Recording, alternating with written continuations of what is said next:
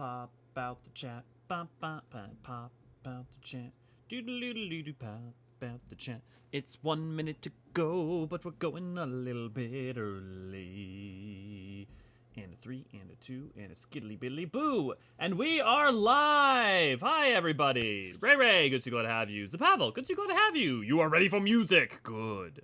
What do these songs mean? They're galore playlist. Yeah, thank you, Ray. Daniel, so for those of these musical streams, we're trying to find the motifs used for earlier FF games. Not just earlier FF games, in 14 as well. Or in the game itself. There are some songs from Stormblood that use a headphones motif, for example. Yeah, exactly. Kiko, good to glad to have you. Raven, good to glad to have you. Tracy, good to see you, glad to have you. Hey guys, let's get things all set it up here. I'm gonna go ahead and turn this on, and then I'm gonna balance the audio. Let me know if the music is good. Let me know if you guys can hear it.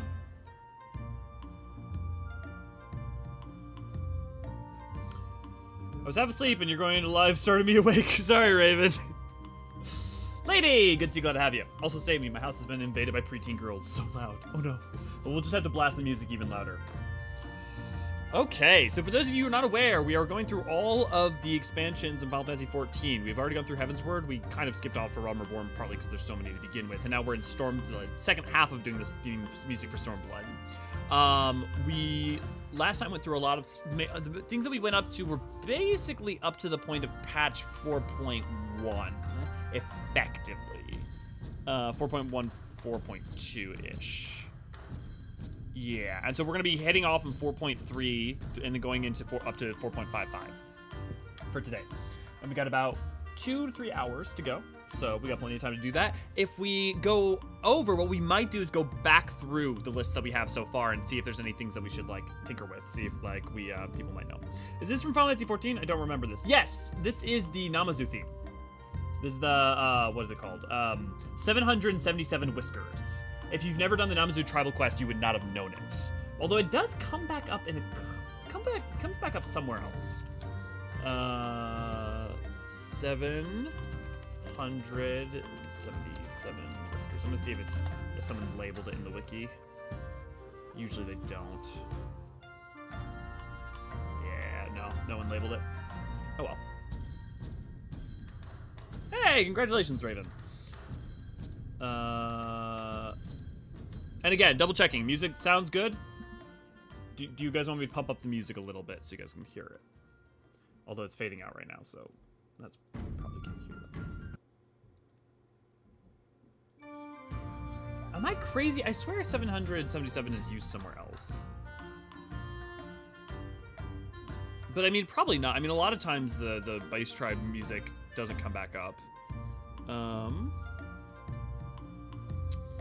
This is the Namazu theme music. And then I don't think it's... Sounds good? Volume's fine? Okay. Just a little bit. Okay. So, now we're on Wasahoy. Which, Wasahoy... Okay, this is the exact same as this, same music, as, this is the same as 700. And this is used, I think this is like the Kojin one, where it comes up in like certain parts like transitions for the, it's funny, it also reminds me of like, and I think it's very much supposed to be, it reminds me of like Japanese, Omatsuri music. Like,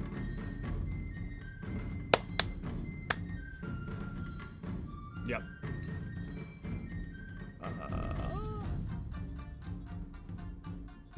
And like even Wasahoy, yeah, like, yeah, even the Wasahoy, you hear that, like, yeah, during like Japanese festivals.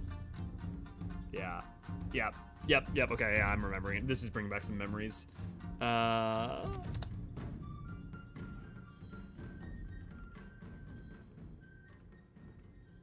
When does it pop up, though?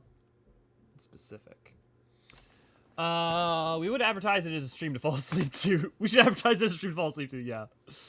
Music sounds reasonably loud. It's a fine volume. Okay, so good volume. Lynn, good to see, glad to have ya. Music's good. Okay. 13-year-old niece birthday party, patiently waiting for other adults to get home. Oof. Is the Namazu music? Well, Wasahoy is still Namazu music, but the main theme is 777 Whiskers. But yeah, AC, good to see, glad to have you. It's the mount theme. Oh, is it just used for the mount theme when they're holding the palanquin?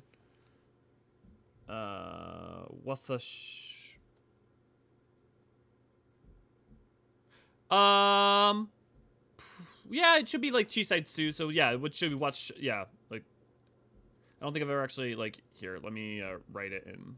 What it would look like is, give me a second. Yeah, because it'd be the Chisaitsu. Yeah, so washo. Yeah, so washoi. Wasahoy.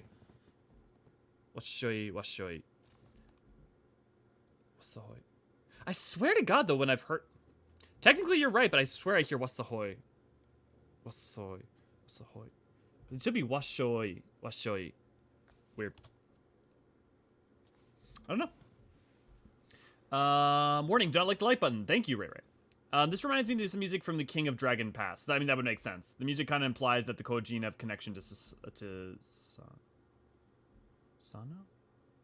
Well, that music was Namazu, but the Kojin music, was the Kojin music the same as Susanoo? Or, I mean, but also they do have a connection to Susanoo because it's their deity, so it makes sense. An old game that I've ever played. Oh, by the way, catfish is indeed delicious, but it's rather neutral flavor, so you need to season it. So I wonder how many people look at the Namazu with hunger in their eyes. Wasahoy, not much. Wasahoy with you. Okay. So lady, was your point on? Oh, maybe I confused. Well, here we can just go back to the Kojin music real quick, but I don't think that the Kojin music is,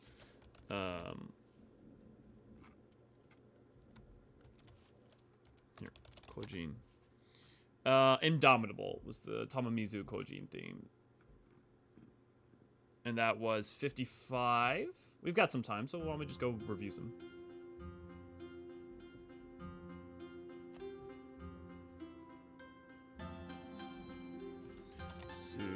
Susana. Here, let's just make sure because there was another Kojin.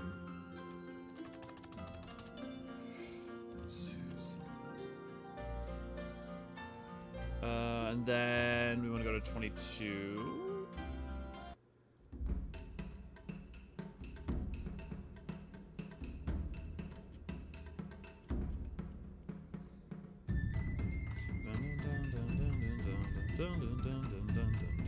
Yeah, so it's different. Right and at both ends are the same, though. They're just versions of that same theme.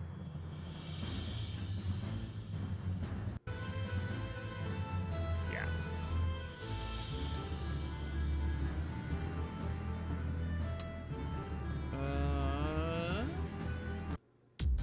And on to 89.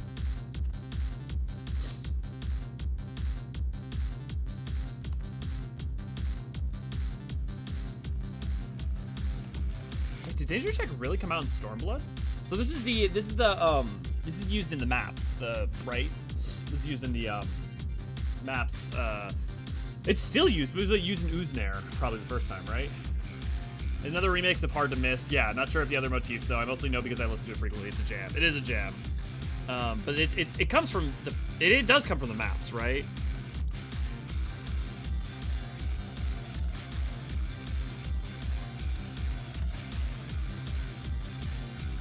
Infinite, good to see, glad to have you. Anyway, thank you for providing me something to play on the screen while other screen while I'm doing some Blue Mage leveling. Hey, glad to help. I have no problem being other monitor content. Yep, nah, it's the song we just listened to a moment ago. Yeah.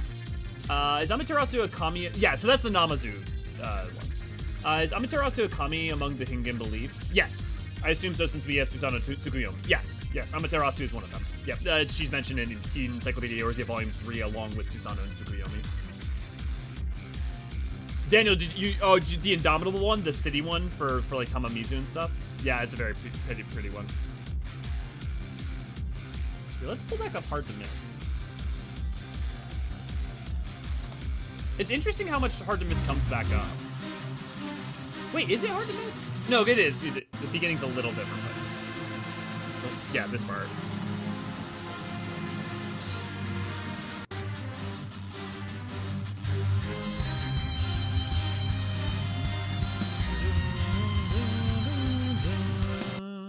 Yeah. It's interesting how much that like there's been versions of that. I don't know why, but my brain keeps like hearing parts of it. Maybe because the instrumentation is somewhat similar to like Torn from the Heavens, but it's not at all. Like don't think that I'm saying it is. Yeah, there we go. Okay. Yeah, it's used for maps. Also used for the feast, I believe. Doesn't I swear to God, the feast has its own sound. Let's pull it up. But I swear, oh, you mean a version of Hard to Miss? Is yes. So Starved is the feast version, but I think that's different than.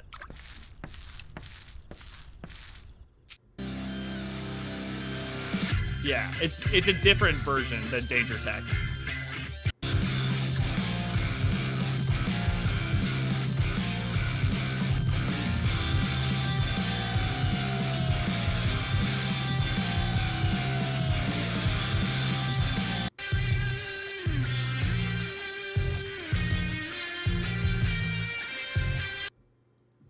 Yeah, so that's the feast version, which is called Starved.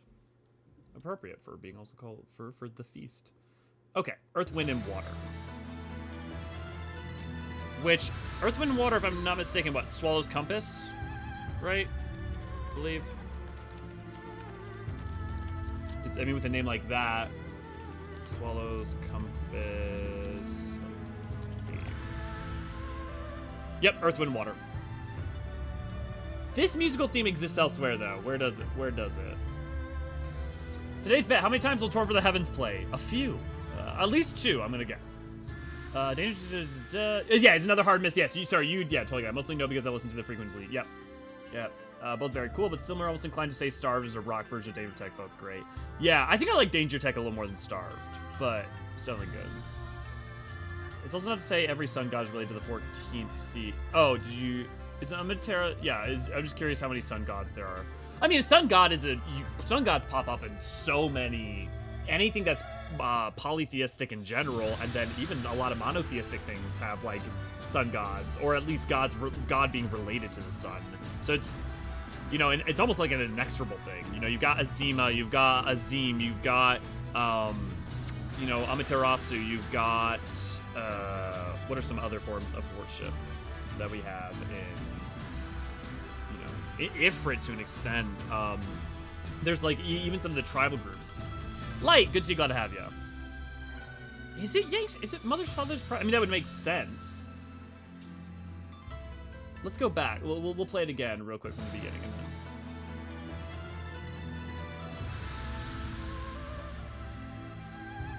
And then...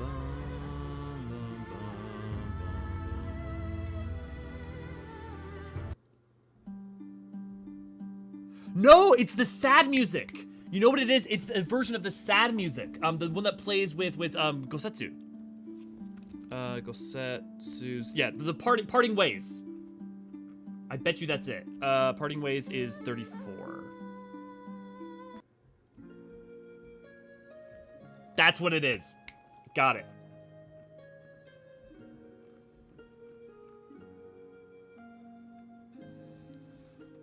It's just a sped up version of Party. Well, I mean, obviously there's more differences than that, but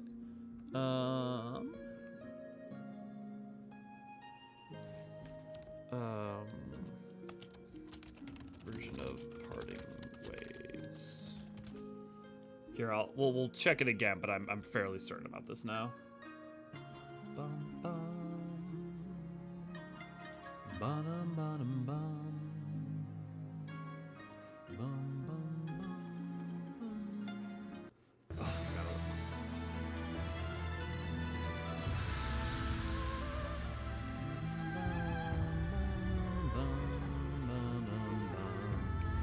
turns out, son, pretty big deal. You're not wrong. Yeah. I love Parting Ways. I need to run Heaven on High more for the role. I need to do more Heaven on High too. I've been meaning to do a lot more of that. I've been meaning to do a lot more deep dungeoning in general. Once I finish MSQ on Elio, maybe I should just do like a whole bunch of like running deep dungeons or something. I don't know. We'll get there. Wait, oh, but there is, listen, there's that part that you have bum bum bum bum bum bum bum bum bum bum. That there is a part in there that is a Father's Pride. Bum, bum, bum, bum, bum. You're totally right. There is Father's Pride in there. Now I want to see if there's anything else.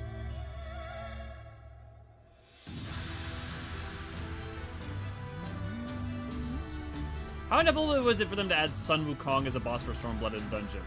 Though I do like that they use classical names for him as appropriate for the setting.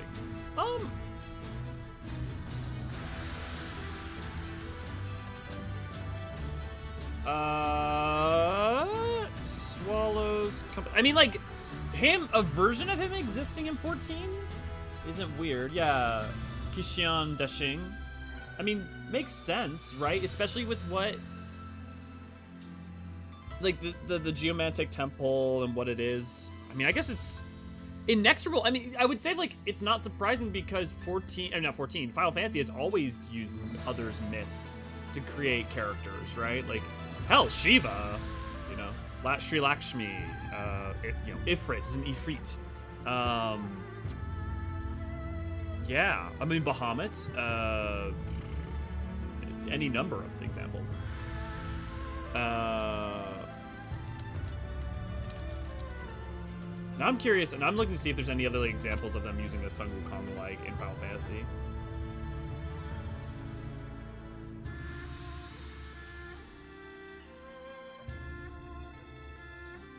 The Goku pole has been in the game for... It was in 12 and 14 and Tactics. Interesting, it seems like a Matsuno thing. Which also makes sense for Stormblood. I mean, considering the auspice equals animals theme they're going for was a good thematic addition to the storyline. Yeah. Yeah, highly appropriate for sure. All the AR primals and most others are from various mythologies, I think. Yeah, I'm trying to think of any that aren't. All 6 of the first ones you fight are. Yeah. Monkey magic. Okay, that was a bit of a jam. Honestly, I could have let that sit, but okay. Fallen Angel from Astral to Umbral. Where the fuck does this play?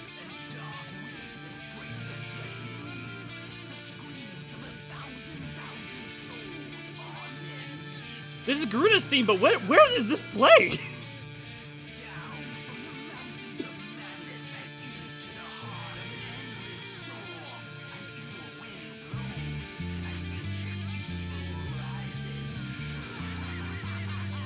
I've never heard this before. Hell yes! Is this just like a primal? It's just a Primals remix.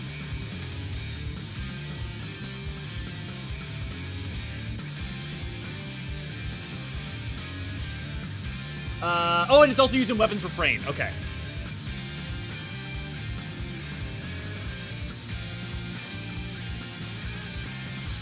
Hulu version.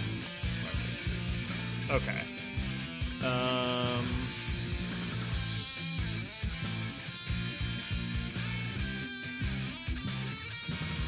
Hulu version. I mean, it is just Fallen Angel.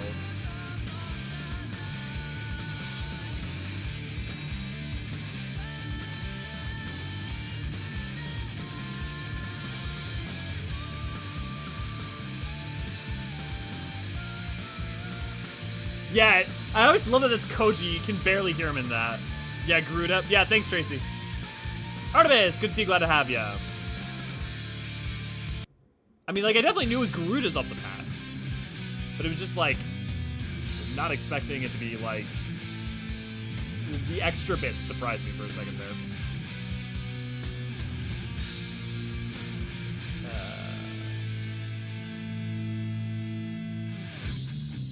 Primal Judgment, which is Ifrit's.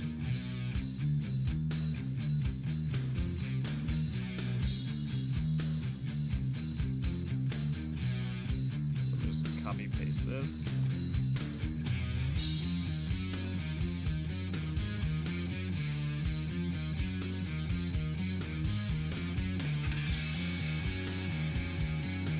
Ifrit solo duty. Where is it? Yeah, from Astral to Umbral is this really it? Come on, there's gotta be more to it than that. That's boring. After what they just gave us with Garuda?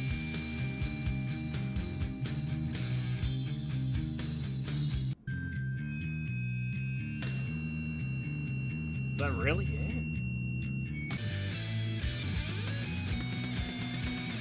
Oh, that's disappointing. Okay.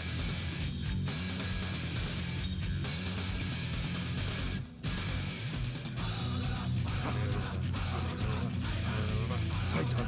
Battling Overdweller. Battling Overdweller. Battling Overdweller. Titan.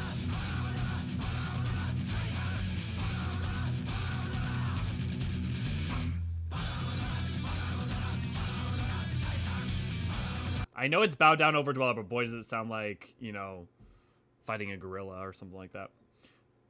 And this is just Ultima.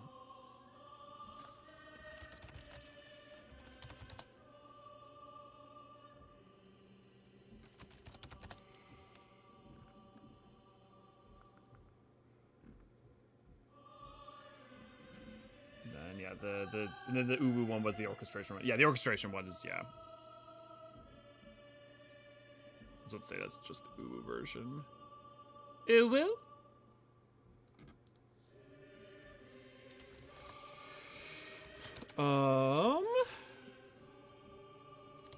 Just Ultima.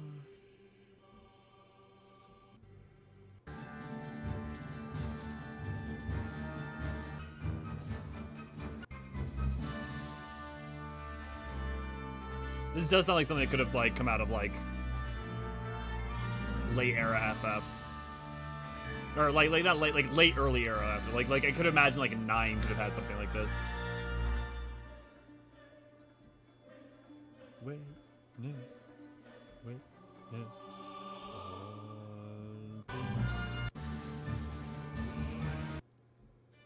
Okay. Summit! Alora, how are you doing? Good to see, glad to have you. I was just thinking about you yesterday. Or actually earlier today, too. Hope you've been having some good times. Big Fat Tacos. Yeah, beat the hardest to beat. I think the version mixed with Ifrit's theme is Eden is a great one. Yeah, Eden's great. Yeah, the Eden mishmash is great. When we get there, we'll get to talk about those. Isn't the weapons refrain basically all the elemental heroes with polymerization? I mean, the amount to which, the combination of Garuda and Ifrit looks like elemental hero Avion? No. What is the one that's Burstinatrix and Avian mixed? What is it? Elemental hero fusion cards. This guy, what's his name? Flame Wingman. This is from Tactics, right?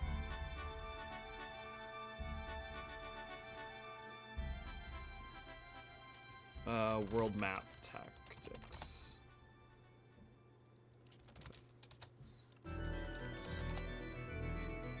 Yeah, because that's Chapel. This is all here. Yeah, okay. Yep. I'm just gonna, let's go ahead and... Where did all the stuff from Tactics go? Yeah, we're just gonna take that FF Tactics bit, and we're just gonna copy paste that. I bet you all of those are too.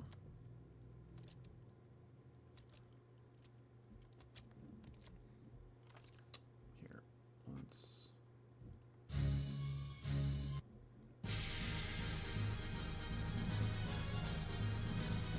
I actually wonder if some of these aren't from 12. Plexi, Tactics. Because I know some of them sound like they're from 12. Nope. Nope, it's all Tactics. Oh, this... Dude, I do love the 12's music.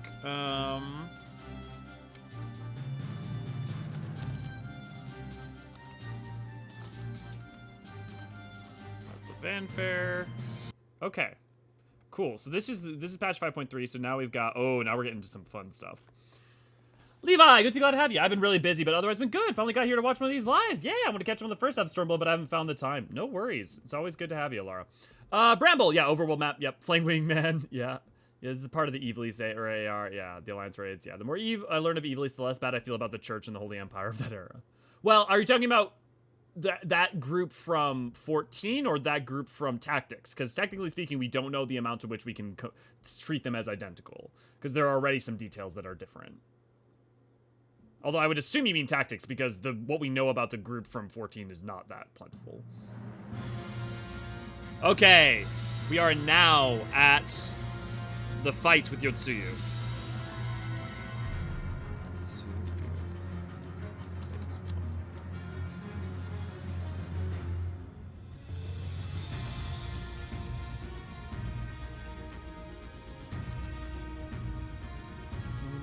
Born, something calling of the storm. Okay, so it's a version of, it's got revolutions in it.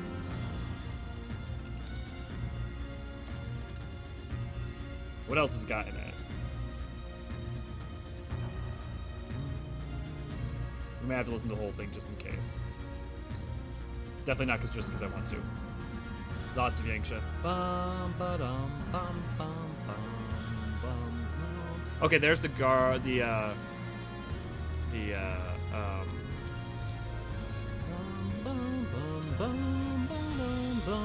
measure of his reach. Honestly, should probably be measure of our reach, right?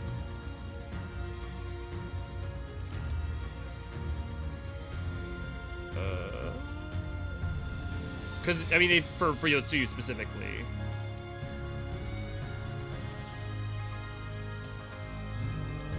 This is back into revolutions. The day reborn.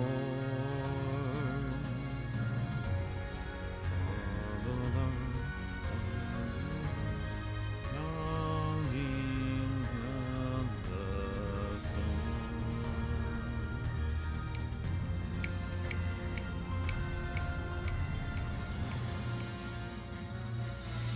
That first part, though. Is that supposed to be like a Dower Revolutions, or is that supposed to be a... That's the Garlean. Let me pull up... I want to pull up the Garlean theme really quick, because I don't think it is, but I just want to be sure. Garlean theme.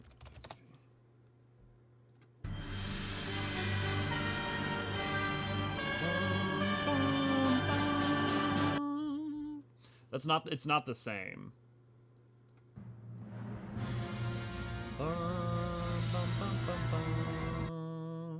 That isn't... Is that anything? Does anyone know? Am I crazy? Maybe totally wrong, but Yang should probably remember reading it somewhere. I think what you're thinking of is in Lunacy and Wayward Daughter, Zapavel. This is Nightbloom. Congratulations, lady. Yeah, all the info I got was from Genomus himself. It seems rather consistent. Okay. Is it AC? That's awesome. Thanks. Yeah, oh, right. We do have bits from Genomus, so that's a good point. And if, yeah, I will say, look, frankly, if in general you want to say that the tactics lore is effectively what happened 14, I mean, power to ya. It just, there's some things that make it, because it's not one-to-one, it's like, is it? You know? So it's perfectly why Garumo got rid of so much, yeah. Yeah, so let's pull up the Yangsha stuff. That just occurred. Do you think the 4 lords were good practice before going against the 4 archfiends? I mean, I don't think they were necessarily any greater practice than many of the other foes we had fought. I mean, other than like 4 and 4, is there really that much that would, you know, unite them? So here, let's pull up Lunacy. Because I think Lunacy is the stuff that's got the Yangsha theme. Father's Pride. Yeah, this is where we get in. This is the, yeah, this is... I don't... No, because Science Theme is here. Science Theme is the... Oh, you're talking about the dome... Oh, because it is...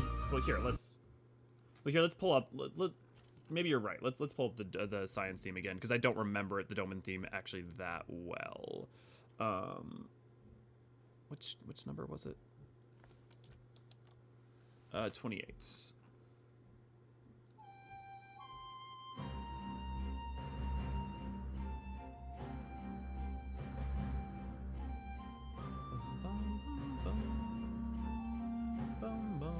That does actually sound like you might be right.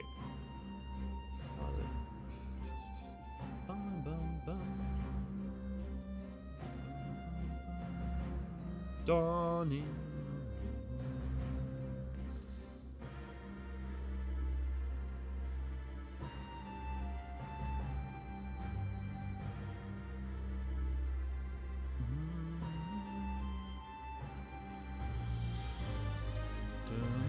Yeah, and this definitely is the same thing as lunacy. You're 100% right.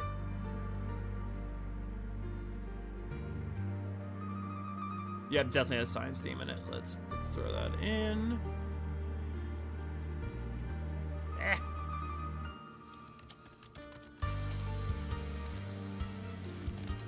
Bum bum bum bum.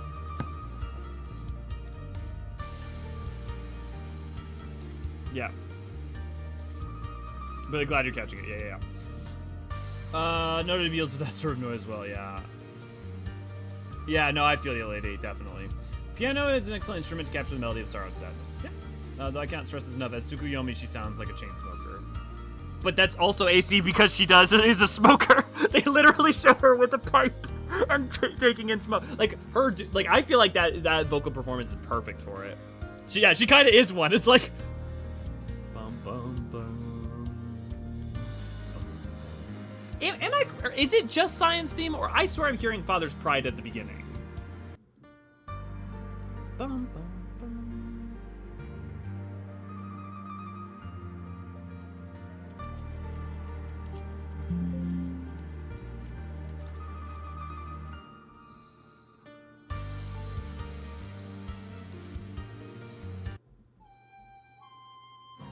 Yeah, because this isn't that, but this is...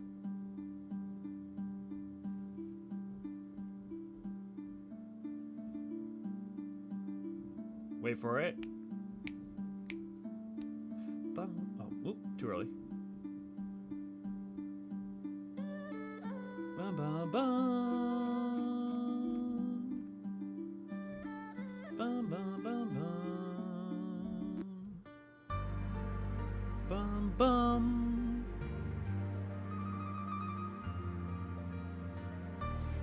Bum, bum, bum, bum. Yeah.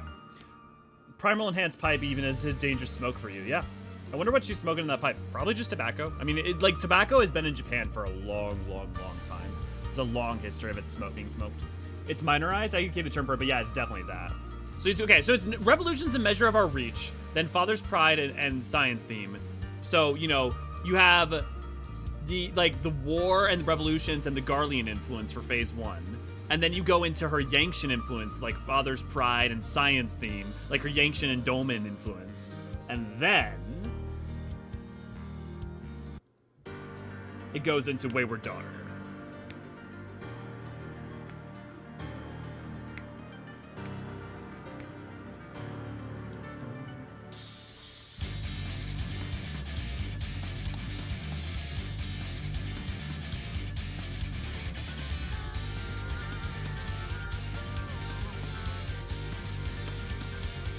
Flowers waiting to be plucked.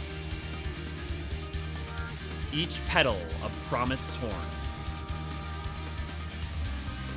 Shorn one by one and cast to the winds, I give unto them my all, my all.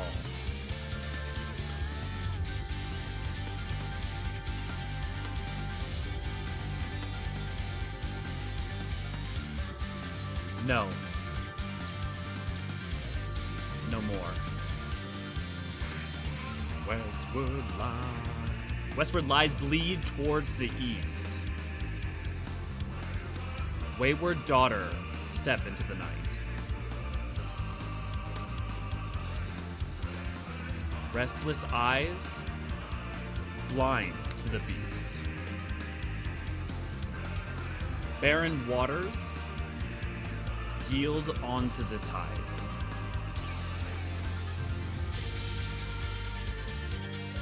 Sanctuary of the moon,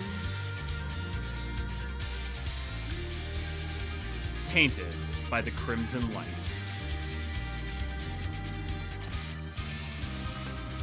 Naught save the night shall know our sorrow.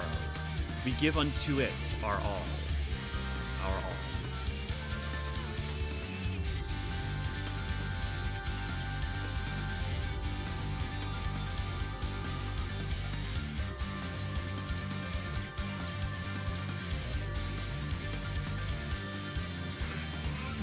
No more.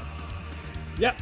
So, Heartbreaking. I fully expect you to start singing along with the transitions cool again. I want to, Infinite, but I don't. I'm not. My key ain't that. I'm not that great at singing, and I also don't want to. I'd rather let people enjoy. I got myself tiramisu because I knew it was gonna suck. I'm very happy about it. Good, lady. Yeah. The best absolute jam. I cannot stress enough how much I love this song. Yeah, it's very good. She places smoking with a dongo. It's Yotsuyu, so there's that. You're not wrong, Infinite.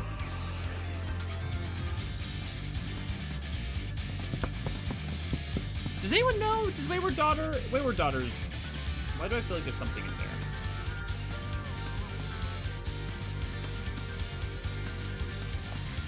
And if you've never watched our lyrical lore on that, you should.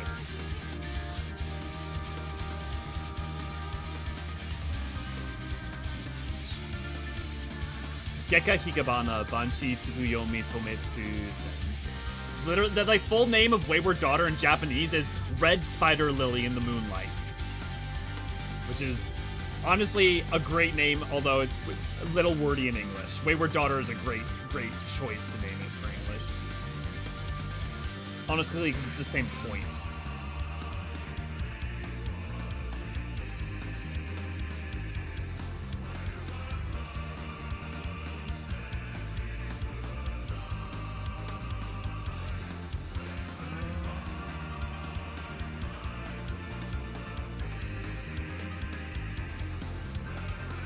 Yeah, I'm not hearing or seeing anything that says it's used. That it's pretty much all its own, which is also appropriate, right? You have the first part of the song is the wars, revolutions, Garlemald, that influence upon her. Then it's Yangsha and Doma and that influence upon her. And then it's her breaking free. It's her as her own music, her own melody, even if the male lyrics in the background are those who have restrained her. Yeah, I don't know if you guys know this, but it's a pretty good song. I'm just gonna go ahead and just while I load up the next thing, because that's technically the end of the Stormblood album. Then to go into but for some reason 4.4 and 4.5 are in the Shadowbringers album, which is weird.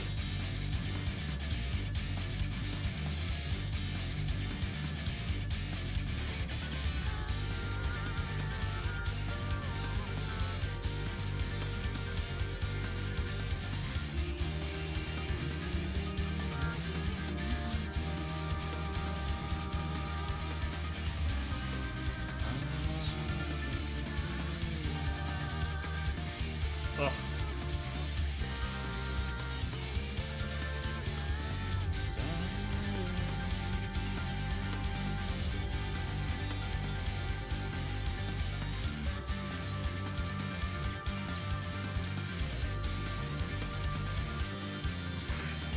Westward lies. Okay, moving on. Come on. Okay, now we get to do one of my favorite dungeon songs in the entire game. A Land Long Dead, which we talked about a little bit. I think we talked about it on either not last stream. I even talked about it in the Heavensward stream. Wait, which part's Father Pride? Can you give me a timestamp, Pavel? That's such an anime name. Yeah, it is such an anime. Well, the reason, Lynn, that like a lot of anime names have that. It was last stream, actually. Yeah, it was last stream? Okay. So, this is the music for the burn.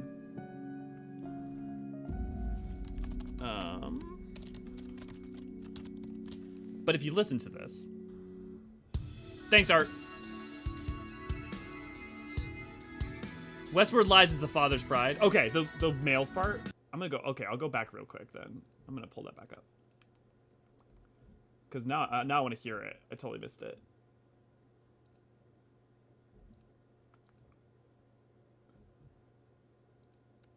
I lose track of time. Okay.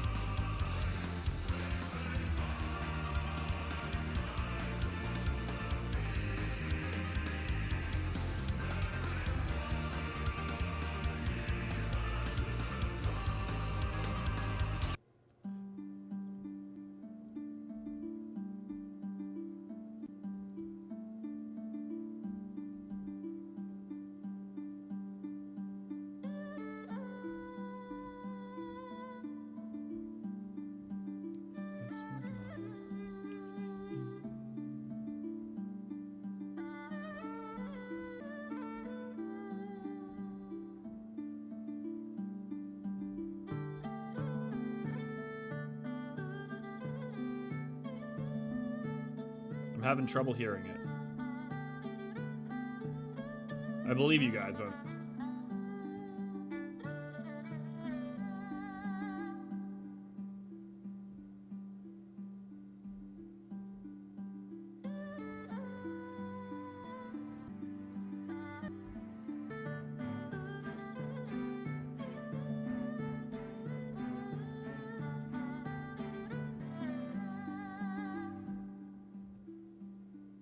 I don't know why I'm having trouble hearing it. Is it just the main part?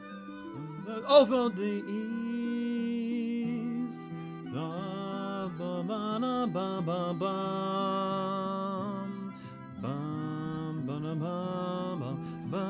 Yep. Which would make sense for what that section is supposed to represent.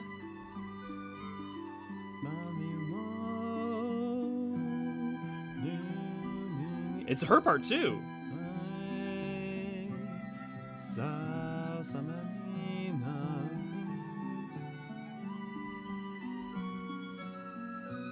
Okay, interesting. Good catch, guys.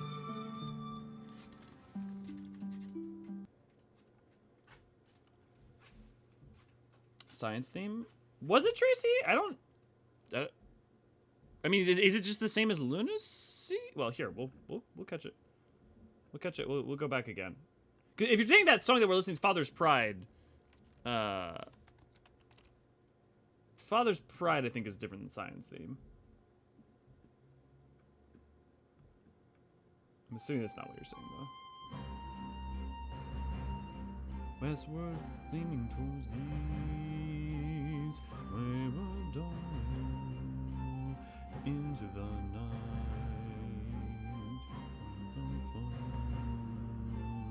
in the breeze.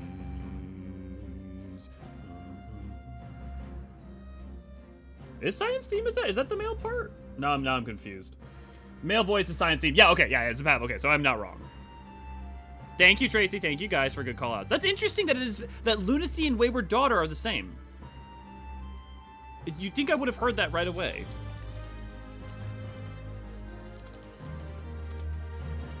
Yeah, I mean, here. Oh, but is it because it's different parts? Because this part isn't in Wayward Daughter, but this part was in Lunacy. Is it because they're using different sections, I wonder?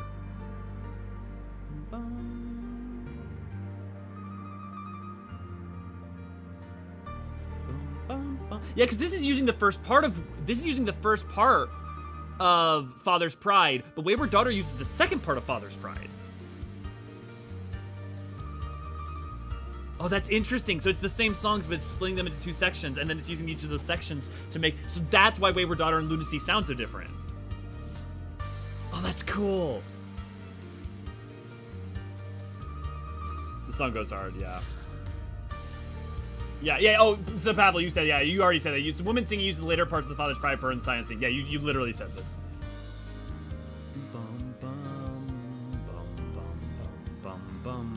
See, because this is using a different part of Science.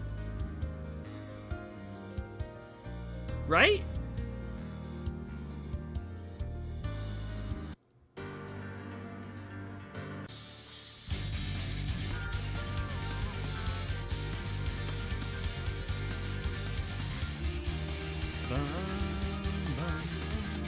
This is the Father's Pride, first, second part of Father's Pride.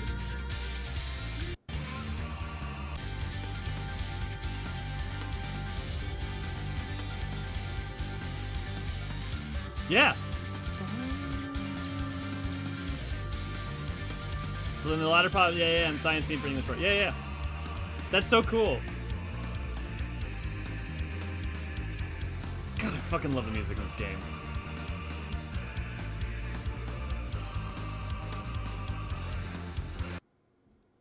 Okay, sweet. Okay, let's move. Let's move forward into A Land Long Dead again. So this is the burn theme.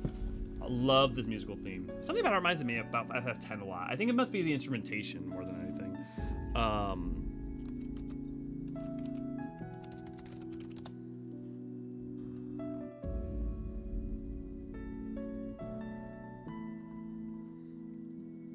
So if you know, think about the burn, right? What the burn represents, not only of like what Alag did to it and Empire and that, but what the myth of Garlemald, right, is that Solus, when he flew over the burn, saw what happened to it and claimed it was primals. And like the reason Garleans hate primals and like their entire drive is to destroy primals is rooted in what the burn is. It's like it is this mar upon this world, this representation of their crusade is justified because the world cannot become like this at all costs, no matter what happens. Even if it's what they're doing is cruel, it's justified because it can't be this. So the burn represents something very important to Garlemald and to Garleans.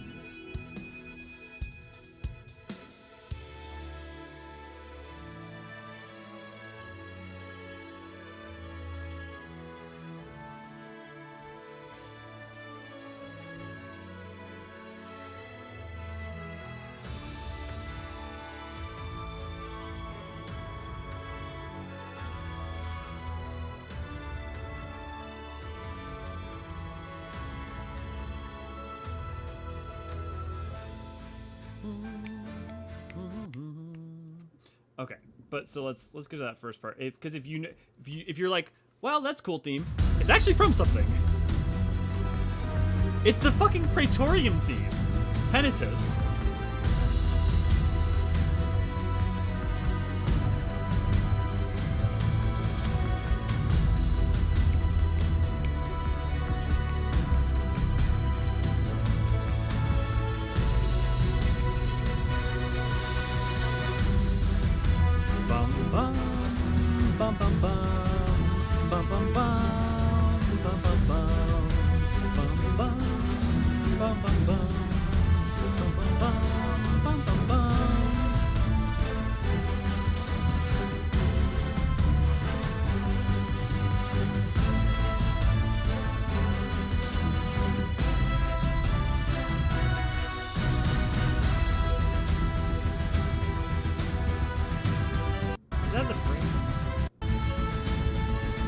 Yeah, it does have the breakdown and everything. Okay, cool. So yeah, I don't think there's anything else in that, but I'm gonna let that play while I talk to you guys for a second. Yeah, imagine a what-if scenario if Tsukuyomi was Asahi. How would that change the music? It would be basically just a triumphant Garleum march, effectively. I mean, it would drastically change it. I mean, like, there's the Worm's Tail, so in a sense, Xenos has a theme, but Xenos doesn't really have a theme. You know, so it's hard to say that it would be that, but basically if Xenos, whatever Xenos, it would be like the Worm's Tail probably to some extent. Although that's really more Shinryu's theme than Xenos' theme. But you know, yeah. Land Long Dead is my vibe and do work theme. Yep, same, Ilara. I listened to it for a few hours last night writing an essay. Same, I just put it on loop and just play it. Really don't know what I understand the life forms that live in the burn. The sandworm, sure, but why is the Mist Dragon there? Well, we don't have a lot on the Mist Dragon in EE2. We don't have anything on in EE2 because the burn's 4.4 and the EE2 ends at 4.3. But let's see if there's a triple triad card. Let's see if there's any little bits of.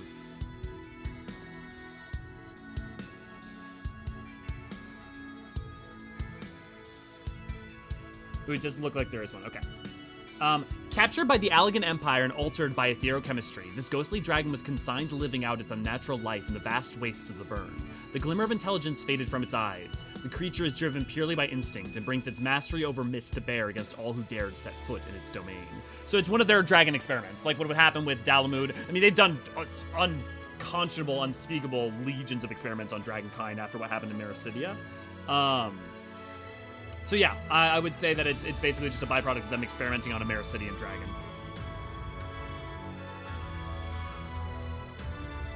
Does the burn have any Force themes from the Mist? I don't know if the Mist Dragon's theme is from 4. It's been a while.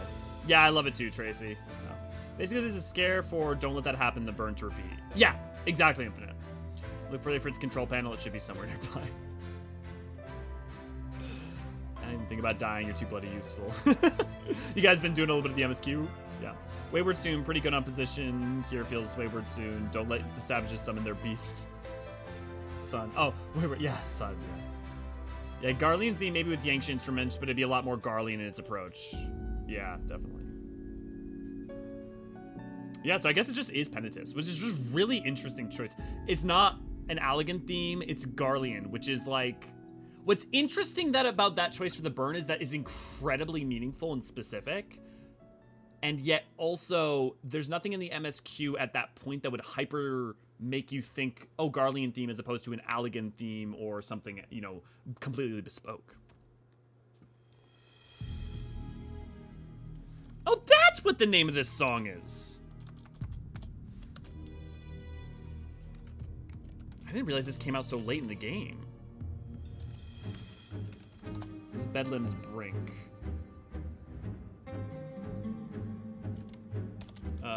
This is basically the Garlean cutscene theme.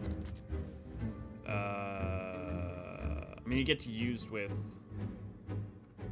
That's what it gets used with, but like, is it? I mean, it's like a march. Is there anything Garlean to it, though, other than that?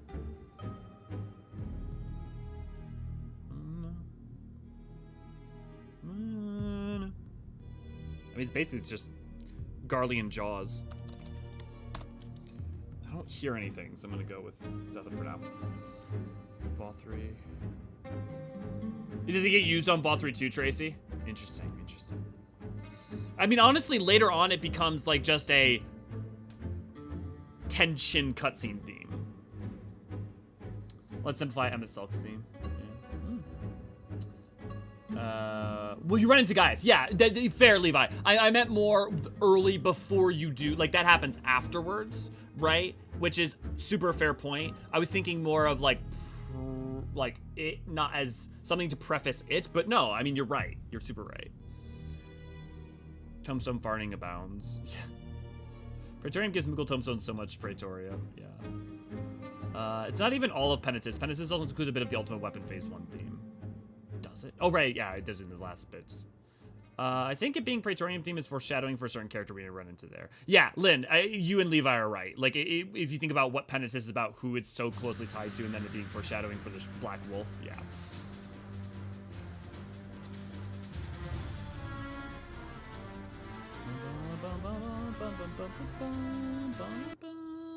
That's the FF4 boss theme, right?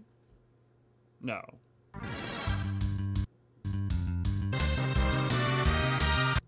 No, it's not FF4. What is it? FF... That's... What's the second stage is 6, isn't it? Right? It's 5 mainly for the first 4. God,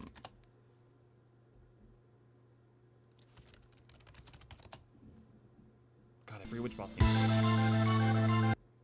No, it's not that. And I'm just gonna go through the different boss themes.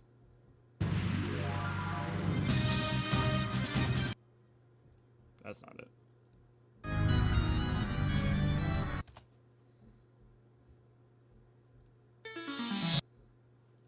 Nope.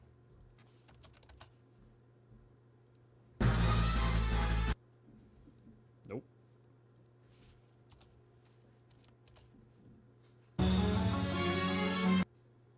No, because that's... I'm going crazy. One of you guys is gonna know, aren't you? That's FF1. It is FF1? I tried to pull up FF1. Let's do the FF1 Chaos theme. I bet you that's what it is, and that's why I can't remember it. Because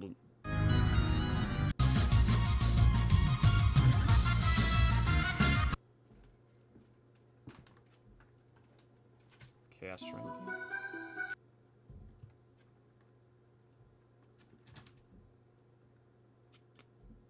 Found boss.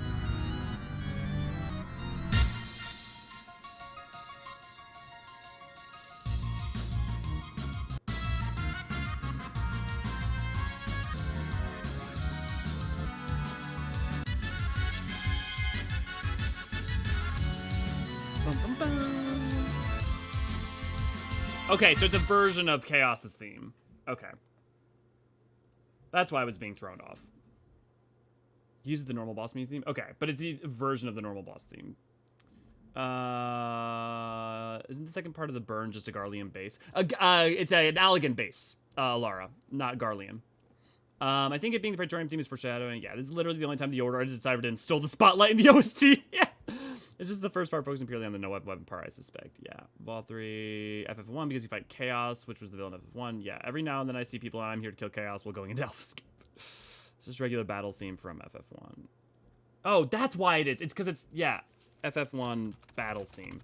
That's why I'm having a hard time. I'm like, I know this, but I don't know this. Someone help me. Thank you. Thank you, guys. Come on.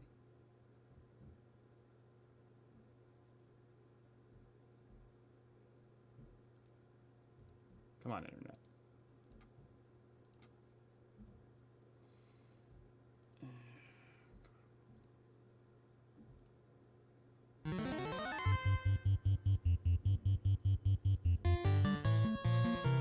Yep. There we go.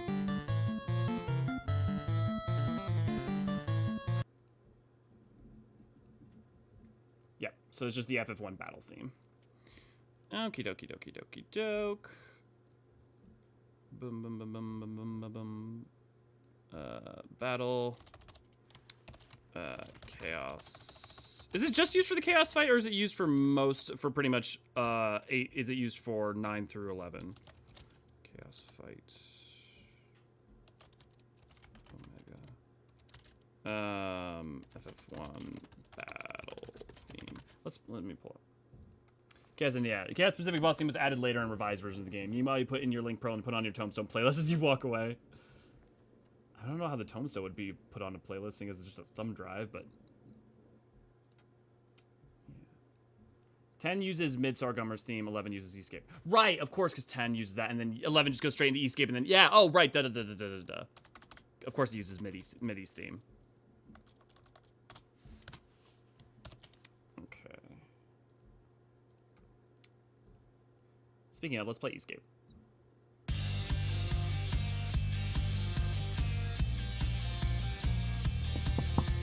I know Order as yet undeciphered is somewhere in here.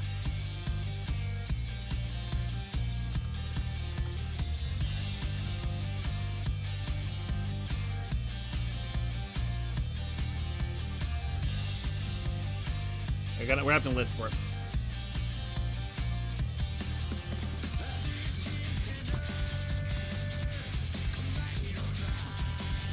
Okay, let's actually pull up Escape's theme, or lyrics.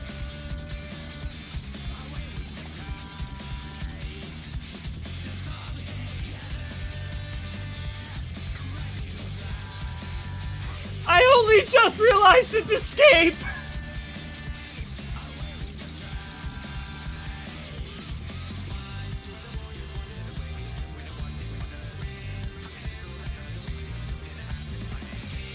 Fuck!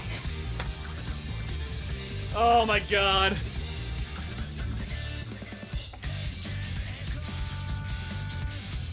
Okay, who else just realized it? Light, good to see you, glad to have you.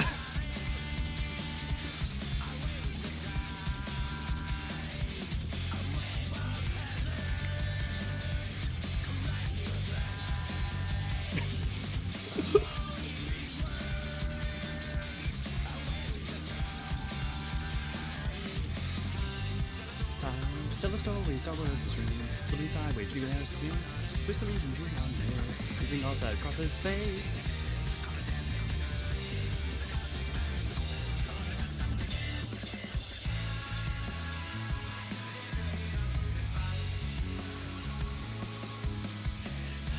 Design. Do the song, there's something clicking on. Tonight.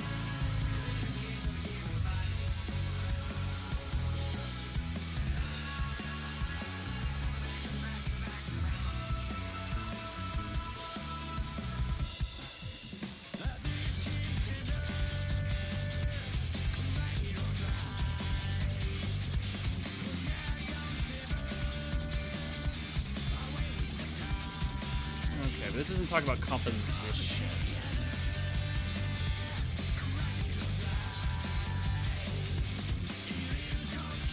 Am I crazy? This does not have Order undeciphered in it? Yeah. Final Fantasy IV plays Hungry Failure Base is definitely thirsty infinite. Yeah, let me beat you to it.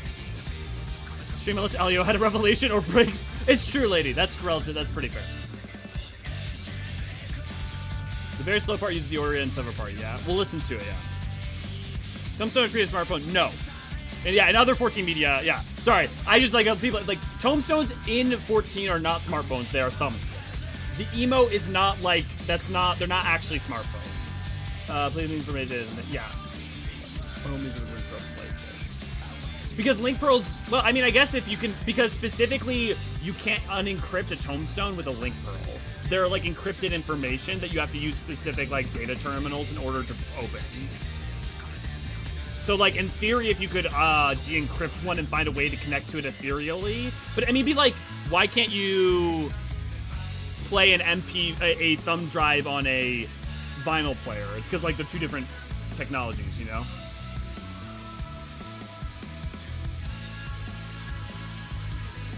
The time part.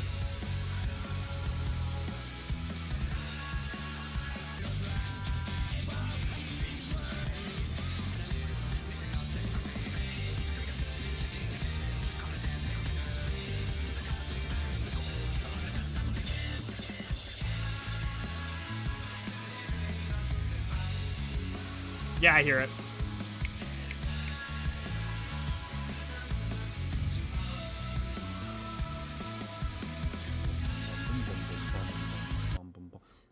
Yeah, if we.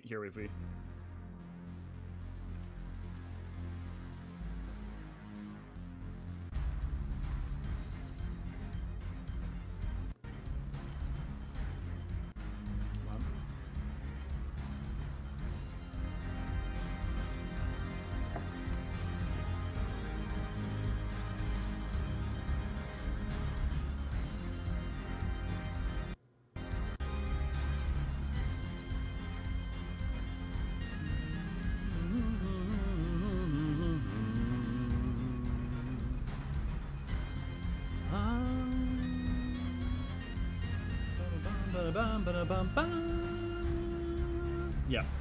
Okay. Any other than escape or any other than order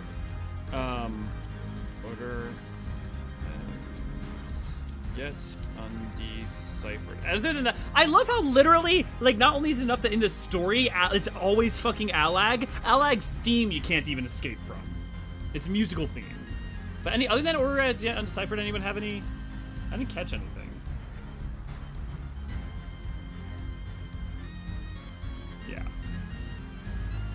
No, I'm counting Elio dissolving into laughter as breaks. Fair. Imagine playing an arm and a leg to buy a tombstone from Marina, you decrypt it, and it's like Xande's porn stash. That would be an elegant tombstone of comedy right there. 55 seconds, yeah. We save the end of the most resistant alliance raid in case that you can, in fact, just read tombstone.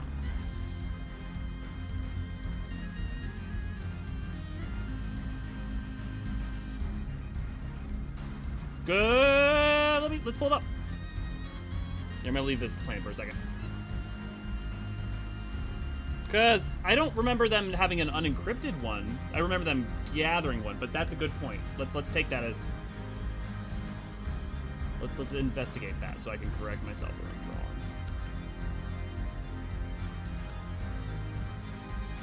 I'm wrong.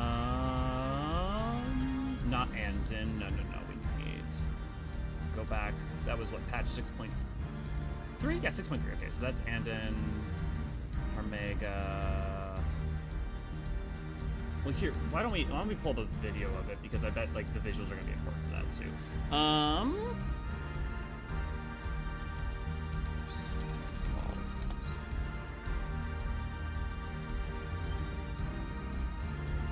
Yo, Ray, you here? There's no good, like, no one's done a good U4Sign, like, archived. And it's very hard to, like, you can't rewatch some of those cutscenes. So if you're here, I could really use one of those if you're interested in doing it.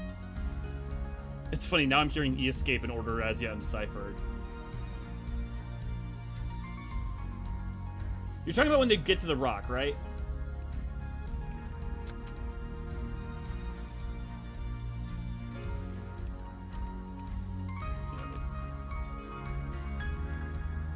Yeah, so they've got the tombstone.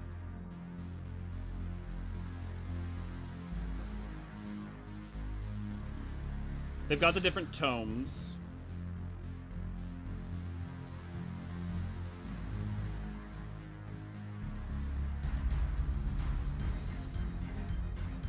Well, there's nothing about the tombstone. The tombstone's a data. No. So the important part of the tombstone is that it's a data collection unit that can hold knowledge, right? But they're not reading from the tombstone. It just fuses with the monolith.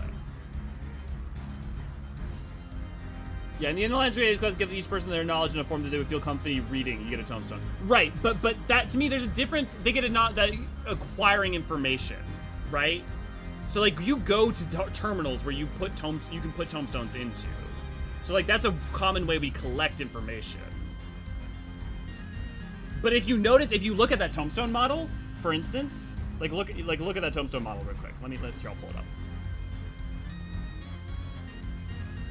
And I'm sorry, this video is from Momoko Tomoko. Thank you very much for uploading this. If you notice the back, completely flat black, and then on the front is this. There's no mechanism to read it. It is like they're explicitly like thumb drives. So it's a data storage unit, but you wouldn't necessarily read from this in and of it by itself.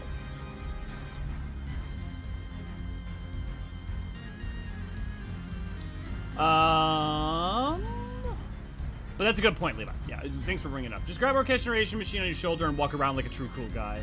Is it or is it not canon people love to retell the events of FF1 so many times?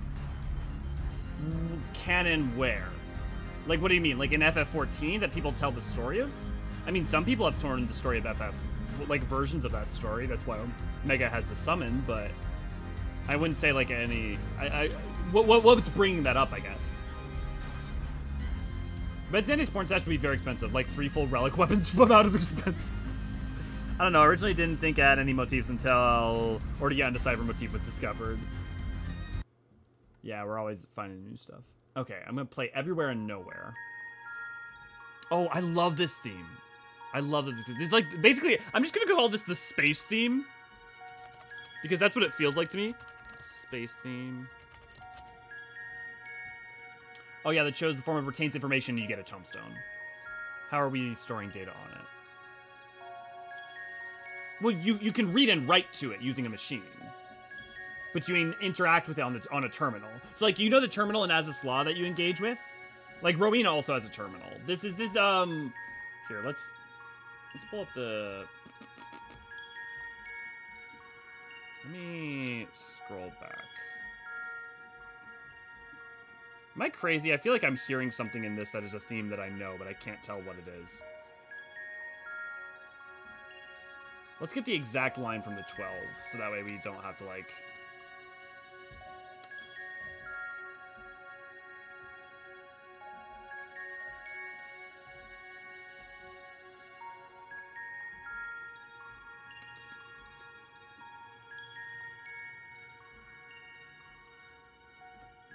Got it.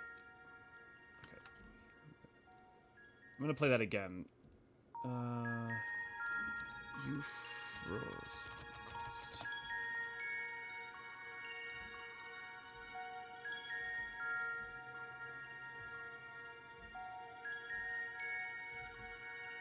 So the secret of the 12. Okay, so let's Control F that. The secret of the 12.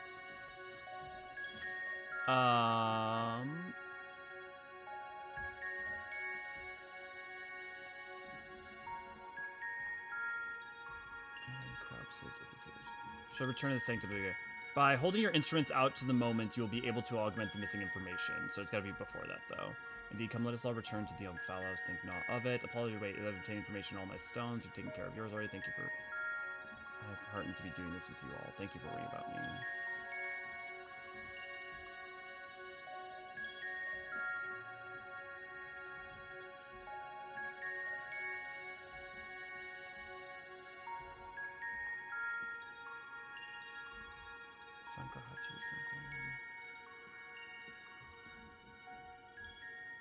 Yeah, I don't see anything of it. Yeah.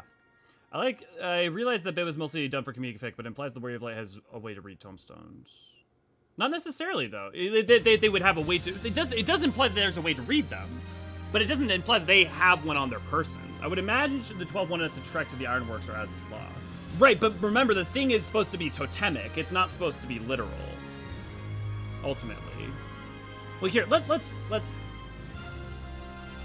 Here, I'm just gonna... I need to answer this question before I can let it go. Let's pull that video back up. And I'm just gonna look for what exactly they said.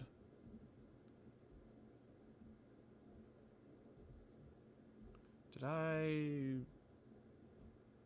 get rid of the link? Ah, no, here it is. Okay. By holding out your instruments out to the moment. Yeah, so this is... By holding out your instruments, we'll be able to augment the missing information. Be well, dear children. Okay. When do they first send you out to get them, though, is my question.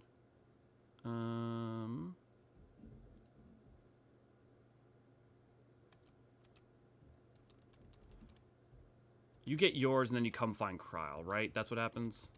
Like, what's the exact line that's given?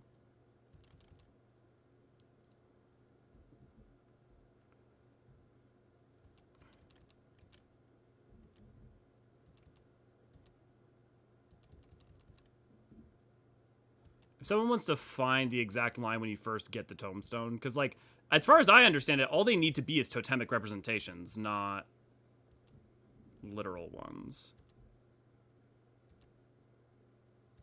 Or not like ones that you need to read off of in and of themselves right away. Yeah, because you're just acquiring information from the stone, right? And the thing itself is just a totem. It's like summoning a mini primal, effectively, you know, in terms of creation. You can put it down 12 magic and leave it there. I forgot it just fills itself in with magic. Yeah, I think you're right. Forgot the part of it. Yeah. So no, I mean, look, if you were right and it was about reading, then I would have to rethink a lot of the lore that's been explained. So it's worth talking about. But let me check one more time what you guys... I wonder if it might exist in other FF games. A lot of Omega music comes from other games. Correct me if I'm wrong, but what we get from the gods there isn't actually tombstone, just a magic MacGuffin that happens to take the shape of one. That's my understanding too. Join our YouTube channel for a little price of not much a month to get custom emojis, special badges, and the warm fuzzy feeling of supporting your favorite archivist. That's me. For those of you who can use emotes, use them your favorite one now. Maybe pull out this... Space is everywhere and nowhere. Yeah. I don't... I'm trying to hear if it's like kind of sounds like Escape, but I don't hear it. So yeah, I got nothing.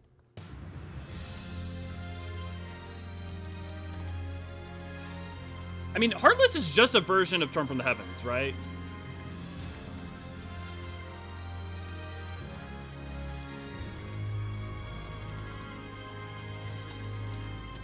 There's nothing else to it, right? Also, it's a fucking bob.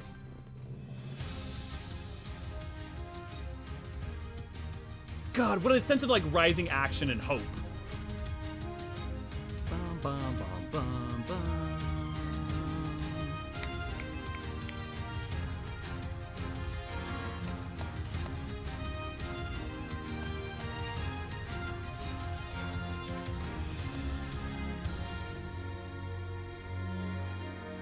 Yeah, exactly, Zipavel. Zipavel, do you happen to know what parts from Maker's Ruin No More Truth in specific?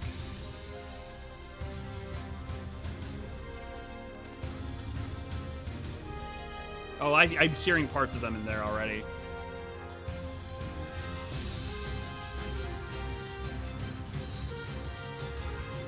Well, the start of the song is Torn from the Heavens, though.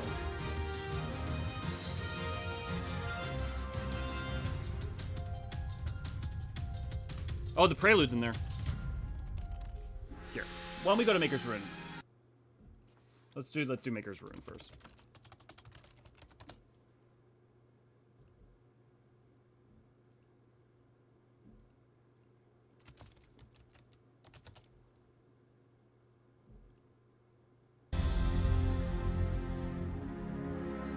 No, you're right. It is Maker's Ruin. I don't know why. I always focus on the second part. So you're totally right. It is literally the same.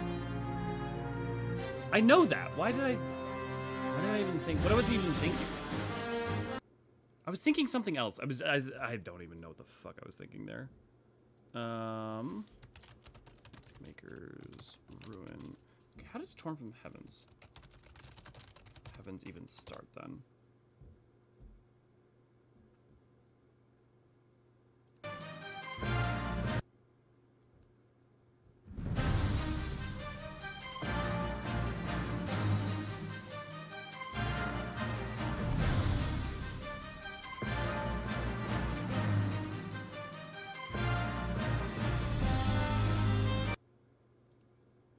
Now I'm like, my brain's going crazy trying to figure out. There's what they sound different, so why do they sound the same? Like, they're clearly different, so my game keeps reading the beginnings as very similar, but they're not.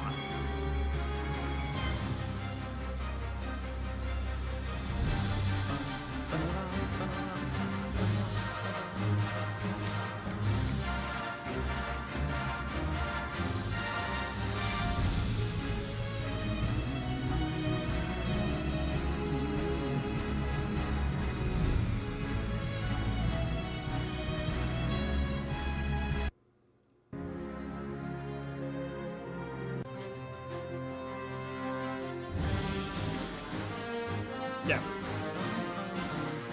DB, good to see you, glad to have you.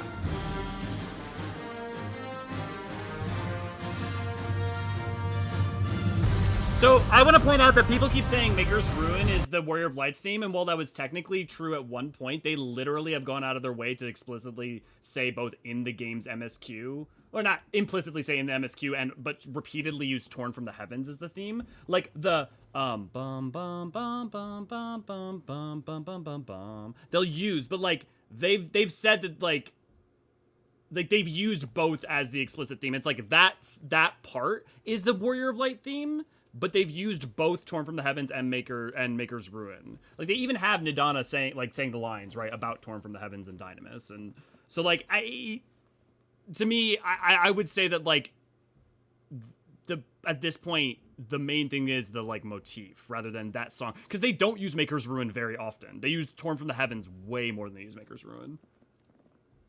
You know? Yeah, Torn from the Heavens part immediately follows Maker's Ruin and Heartless. Yeah. Gee, Warrior of Light now, Hydaelyn lets you have two themes. Yeah. You deserve two themes. This is a treat. Maker's Ruin is Warrior of Light theme. Torn from the Heavens also Warrior of Light theme, but for intense situations, probably also the theme of Limit Break. It's in there, yeah. Is into those songs, though, yeah. Well, I mean, they both have the... Here.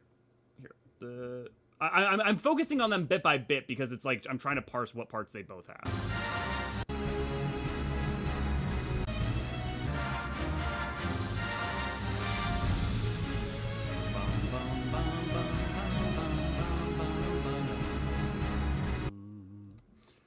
You know?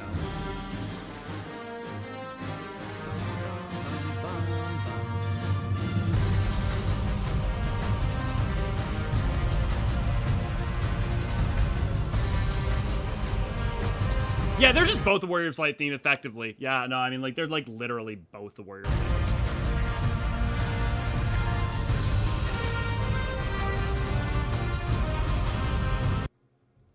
Okay, I know there's more. I obviously know more of the later parts show up in Heartless. But I'm trying to parse, like...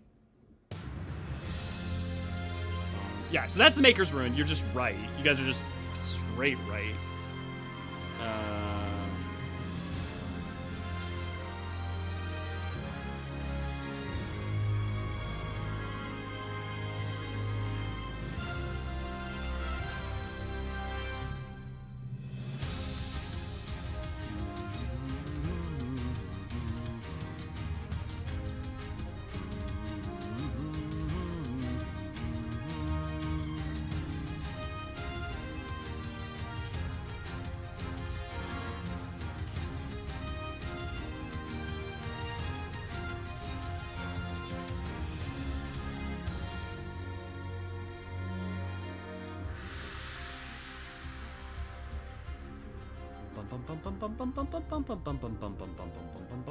It's a prelude.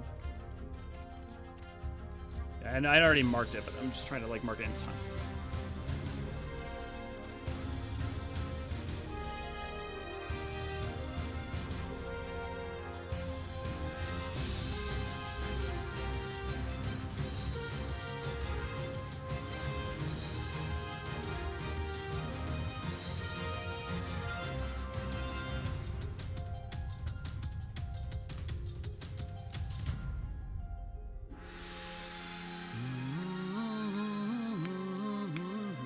And then Zapavel, you said there was one other one that I was missing in there?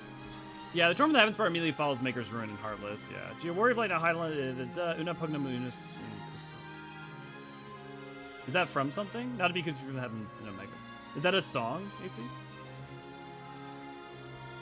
Zapavel, what did you say? There was another one here. No More Truth. I don't know that one. What's No More Truth from? Is that the second part of the fight?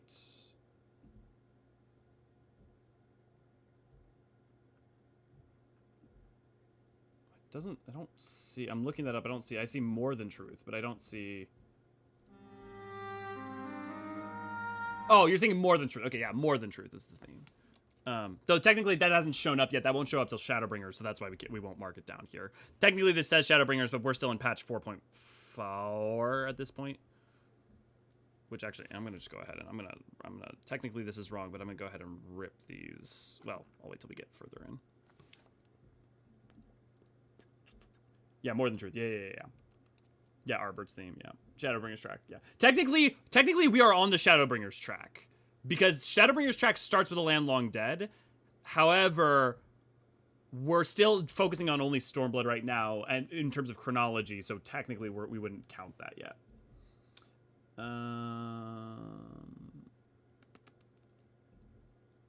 Let's.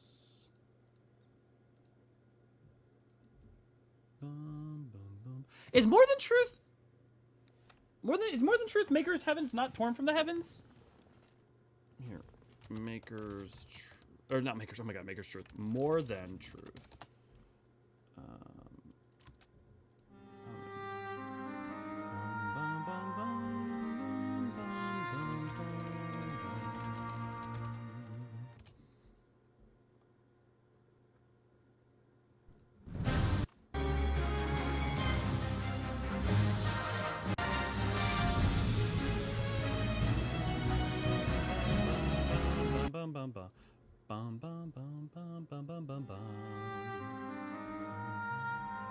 No, you're right. You're totally right. I'm just wrong.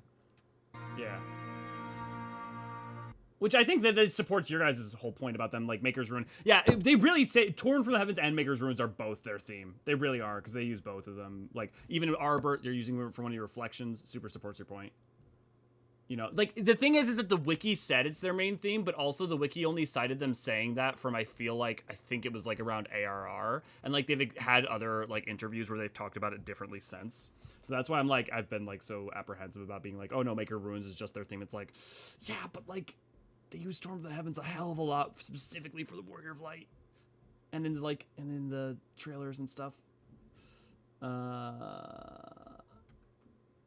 gonna listen to more of Heartless, just make sure there's not...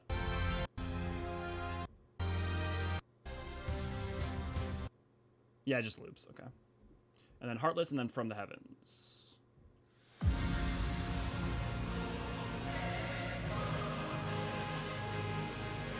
Oh, this is the O12S.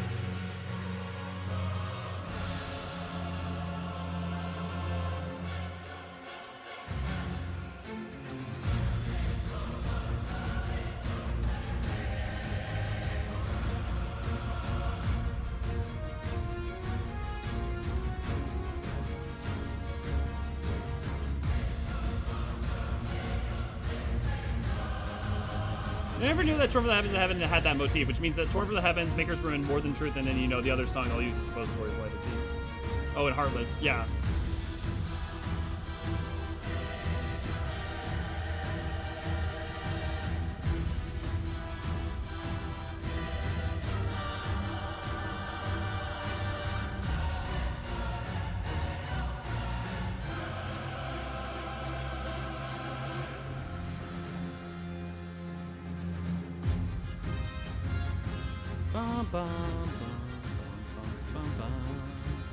Okay. I haven't heard the prelude yet, though. Yes! Hearts Aligned uses Maker's Ruin in it, too, yeah. Team Omega literally frying its brain, desperately trying to fix at least something of it. It's trying to force, you know, emotion. And it just, like, it doesn't understand what it's trying to create. Bum, bum, bum, bum, bum, bum. bum, bum, bum.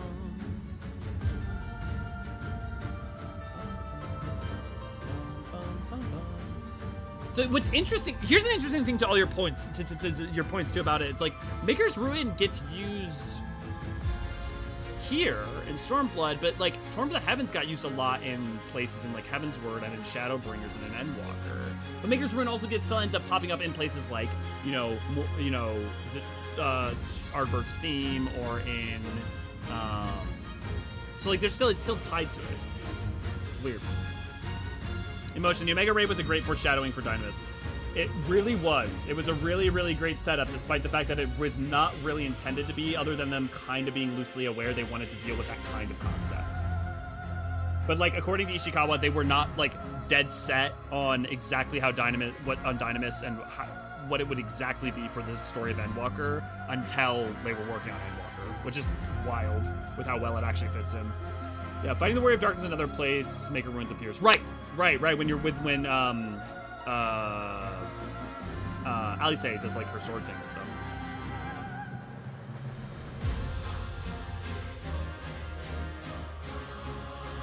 Yeah, so it's got both of those, but that's it. I guess this is the first time they're really synthesizing Maker's Ruin and Torn from the Heavens into like into one theme too, which is kind of like going forward how they kind of use both. I wonder why that was. I wonder why they didn't just make Maker's Ruin alone. It's like the theme. I mean, this is a stupid reason, and this doesn't even, I don't even know if this makes sense because it may be different than the Japanese name, but like, Torn from the Heavens is a much better name for your main character's like theme than Maker's Ruin.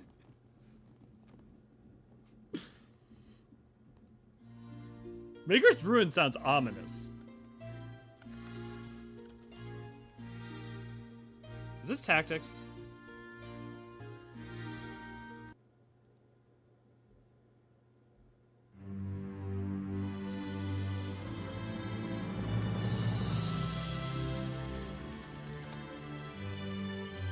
No, it's not. Because a Dream in Flight is the you get that with what thing you get with Alpha, isn't it? It's like Alpha's theme? I mean, is it? It's not really Alpha's theme, is it? But like, I mean, is it his theme?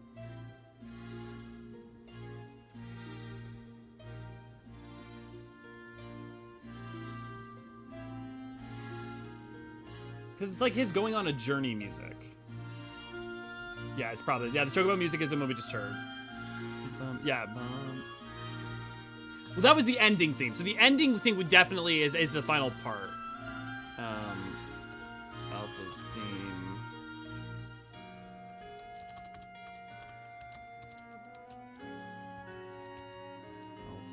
Alpha's journey begins.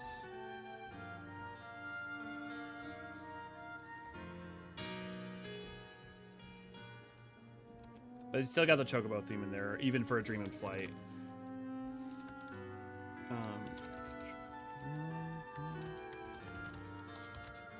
It has something in there. Does it? Is it? I think it has Dreams Aloft in there. Chocobo Light Motif, yeah, definitely in there. I'm not sure you'd understand music either. Definitely. Artemis! Welcome to your Enjoy Archon. Enjoy your emotes.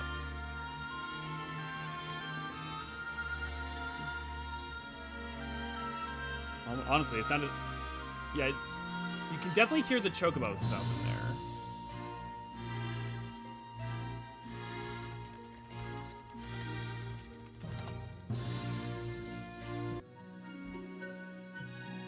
It reminds me on Dreams Aloft. Which would make sense if you combine the Chocobo theme and Dreams Aloft. That would be perfect for him.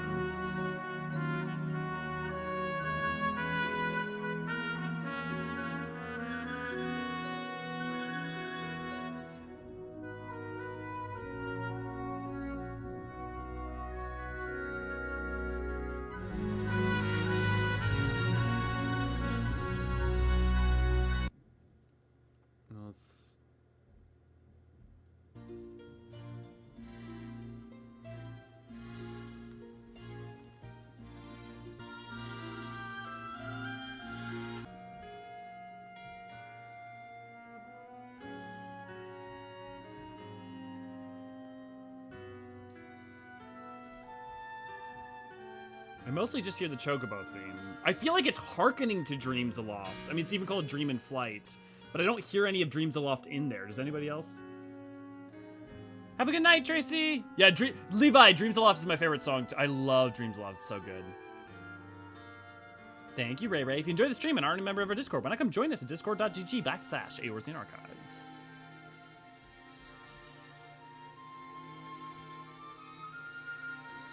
I don't hear any of Dreams Aloft in there.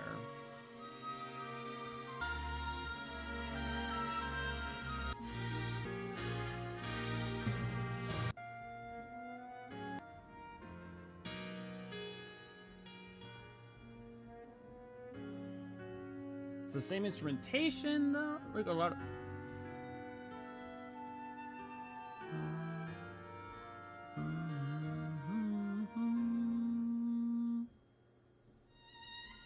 Even has the, like...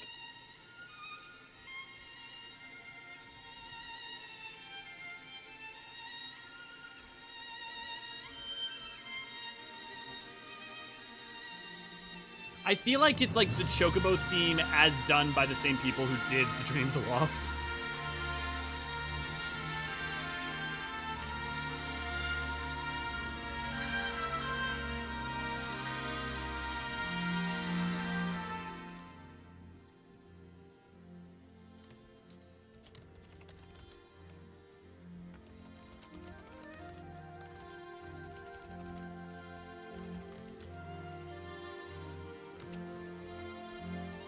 Okay, moving on to ending.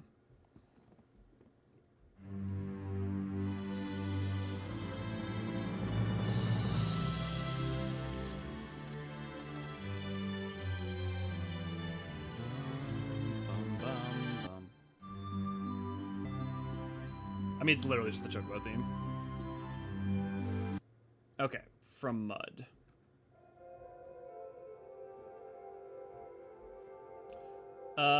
This is the Dravanian Hinterlands theme, right? Is this from Mud, the, like, Arboretum Hard music? From Mud... I bet you it's... St. Motian's Arboretum. Yep, Hard, yep.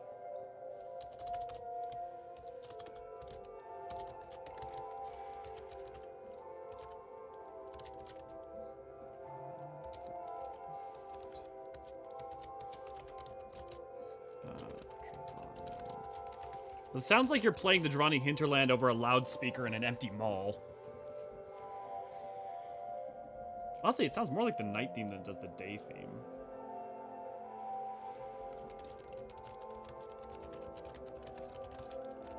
Well, actually, what is the... Here, let's go... Actually, Dravanian...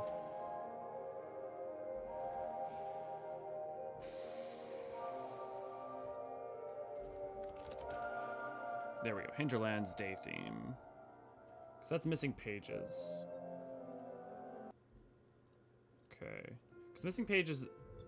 Yeah, because it sounds like the same, but let's see missing pages is.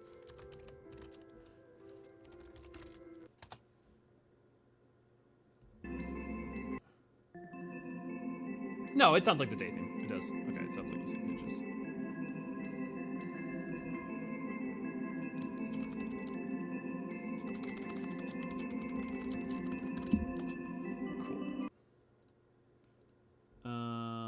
Sunset. This is from fighting Suzaku, right?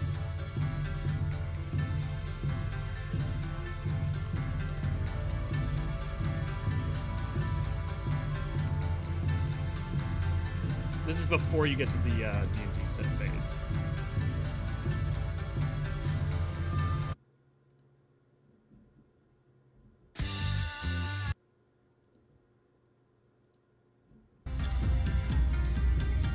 Yeah, this is like the D&D phase, yeah. Because you have the normal boss phase 1, say D&D, DDR phase is what I meant. DDR phase.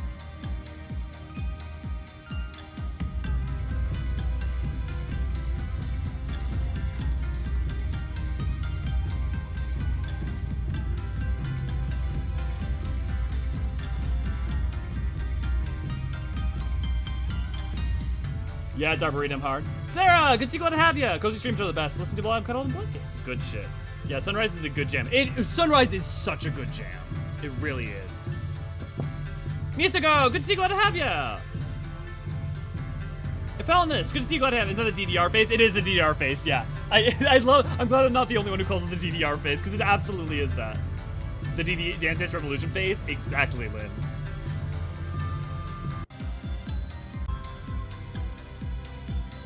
I love doing, like, the moves while this part comes in.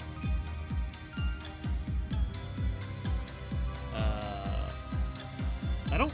Wait, actually...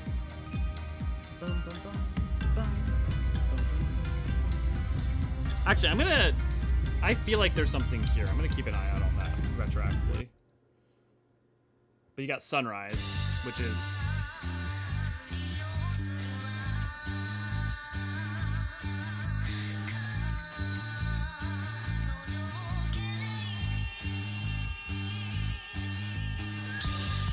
Dawn to a heart and a soul saved by a hero true. Stranger to kindness until freed by love eternal, you and I. Blazing scarlet fire within, honor binds me unto errant kin. Yeah, if here I find my end, stay your tears, for we shall meet again.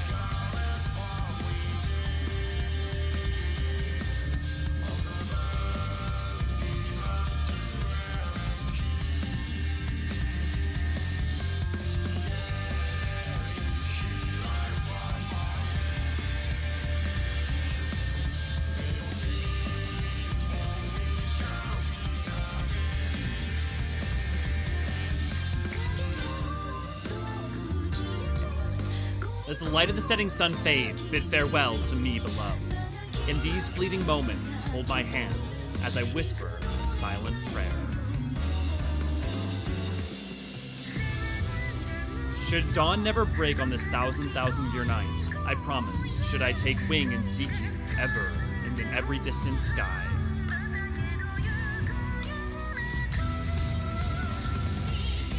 One last breath, and I fracture, shatter, crimson sorrow, endless balance. For one more life for us, one more chance. For this I pray, I beg, I plead. Dreams of you and me in my heart, I hold forevermore as I falter. Wait for me, my love.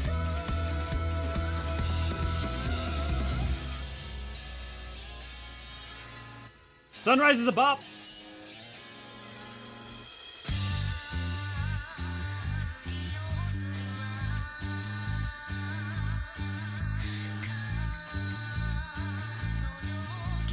I find Suzaku such an interesting character. Any particular reason, AC? I mean, I do too, but wow, what a great part of the soundtrack to join for, right? Yeah, we've been going hard. Do you think we have her closure after fighting her and doing the thing we for the Four Lords? Yeah, I think the helping with the still the Aratama, and like also having the sense that like what I almost said Genshin.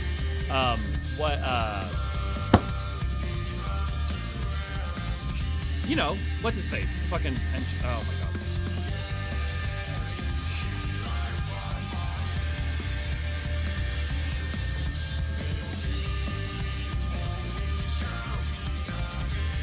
Tenzin. Oh my god. Yeah, of course you guys all say it right as I find it. Tenzin, what Tenzin died for, sacrificed himself for what was worth it in the end, and it was put to bed. To an extent, I think gave her some closure too.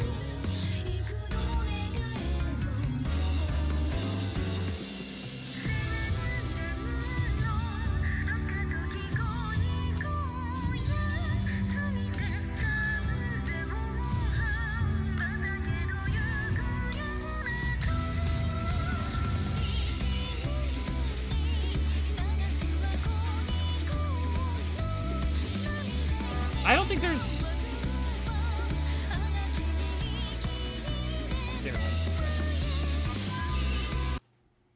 Does Sunset have any of Sunrise in it?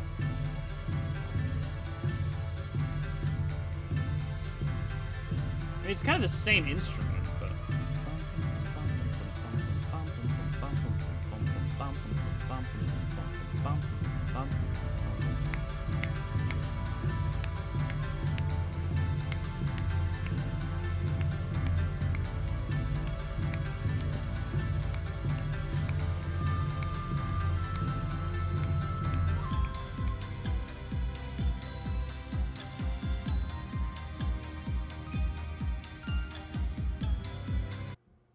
there any of that?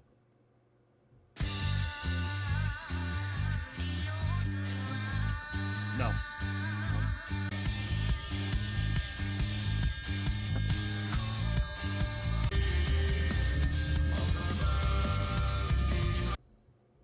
It's not the same as any Byakko. None of that was same as Byakko's, right? Anyone know? Regular meter for the win. Man, let's run a trust with the four lords and their animal outfits. I'm trying to think of bad. Also, thanks for the help with Tenzin, guys. I'm trying to think of a bad song from 14. There are some I don't like as much, but there's no bad song in 14. I mean, like, if someone wants to prove me wrong, go for it. There's no bad song. There are Here's my question. Does every song that's meant to achieve what it's meant to do succeed effectively? Because, like, sometimes you can't have everything be a huge bop. You don't want to bop when times you don't want to bop, right? You know? Seiru theme uses both Byakko and Suzaku's melodies. Does it? Interesting. I'll keep track. Sunrise and Amatera, Amatsu Kaze are basically the same song. That would make sense. Let's check. Have we done Amatsu Kaze? That would explain why I've been...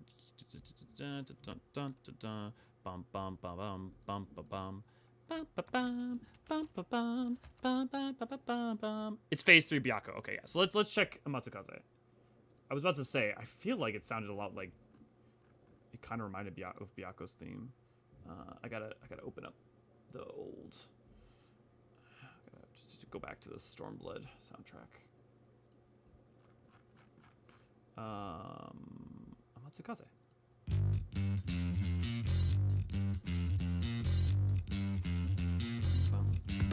Very funky. Bum bum bum bum.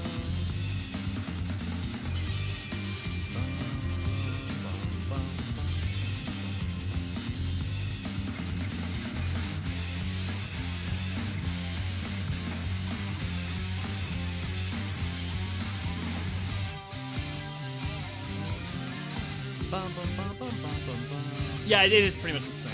Do we have any notes on Matsukaze? Don't. It's not the same as Todoroki, right? No. And then it wasn't in any way the same thing. No. So it is the same. It's the same as a Matsukaze. I mean, it's not literally a Matsukaze, but it's they're clearly making a riff for each one, riffing off the same thing. So I'm just gonna put down Matsukaze.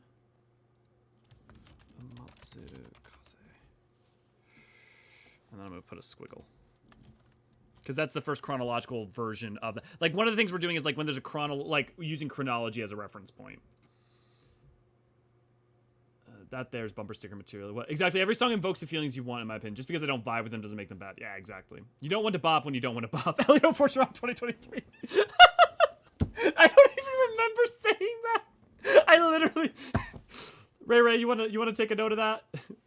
No, it definitely was the same. Like, if we continue playing Amatsu Kaze, it definitely is. It's...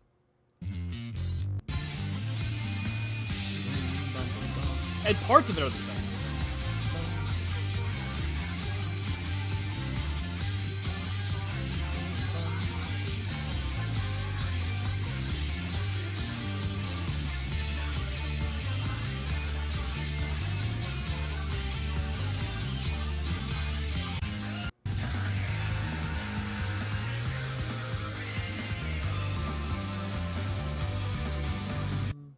It's like simultaneously very different and also clearly there's a lineage between them, right? Like very clearly. Thank you, Ray Ray. Do you think Hydaelyn kept tabs on Tenzin despite not interacting with him? I think. It's hard to know. We don't really know his full story. My impression would be probably. Depends on if he was a literal warrior of light or not. I mean, my impression would be based on him at the very least being a warrior of light and probably having the capacity of the Echo. Kind of, it'd be hard not to, but... Invincible is so good, it's bad in the good sense of the word because it's for the bad guy. Yeah. Misago, want to help explain irregular meter versus regular meter? Just for would you like to share with the class? Shadowbringers. We are now on. We're still on Stormblood though, but Starlight, Starbright, which I believe is just gonna be a Starlight.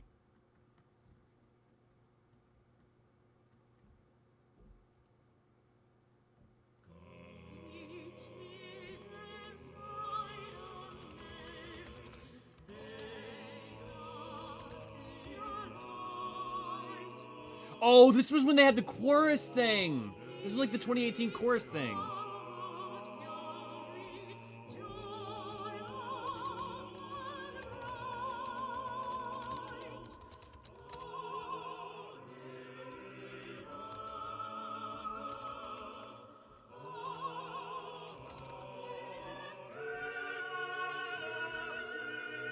Is it the same as Starlight Gateways? That's my question.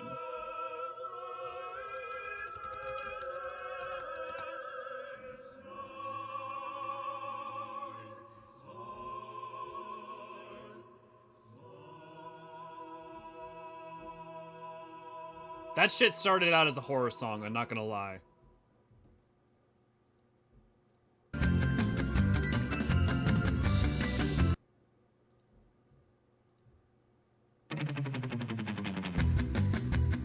No, because Starlight Gateway is kind of, well, okay. Bum, bum, bum, bum, bum, bum, bum, bum, bum, bum.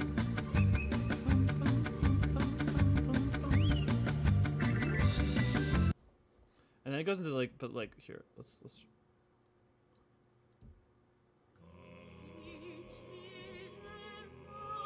Nope.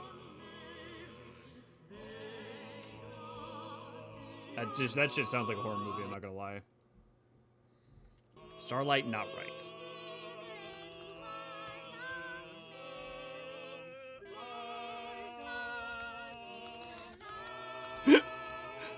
I feel like Soken just got some of the people around the office to sing.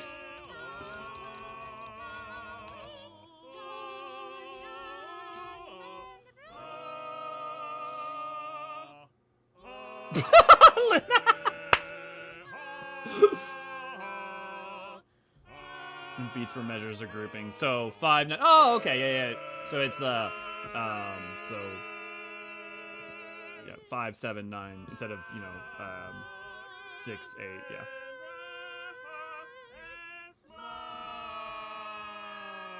Okay, cool.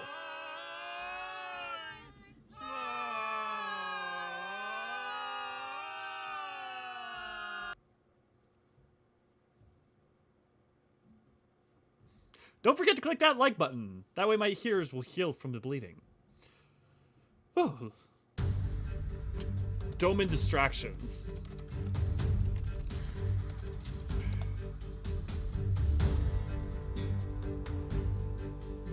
That's not...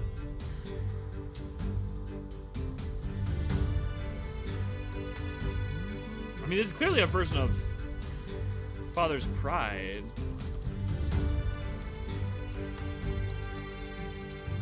But where does this play?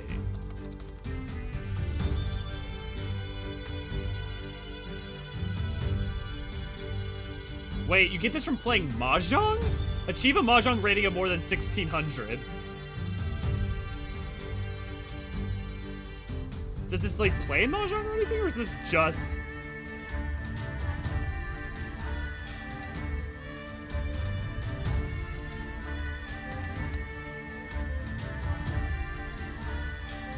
Or is it just a reward for that?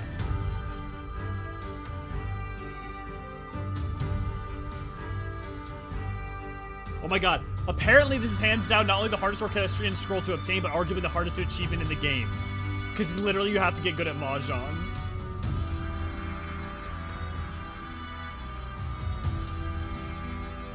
That's wild.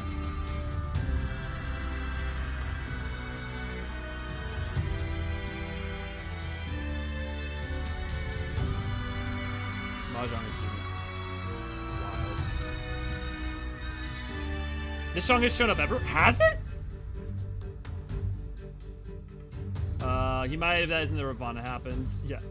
This is the You Failed QuickTime Event song. Feels like lyrical equivalent of director's child playing the part of the movie. This is some real Schoenberg period loop. Okay, Misago. You flaunt that thing. Every time I hear the joke about theme, I hear a song from like the late 90s Final Fantasy game. Final Fantasy is all that I need. All of the things. Wait. I've got a video to show you guys that I might unlock a memory or two for some of you.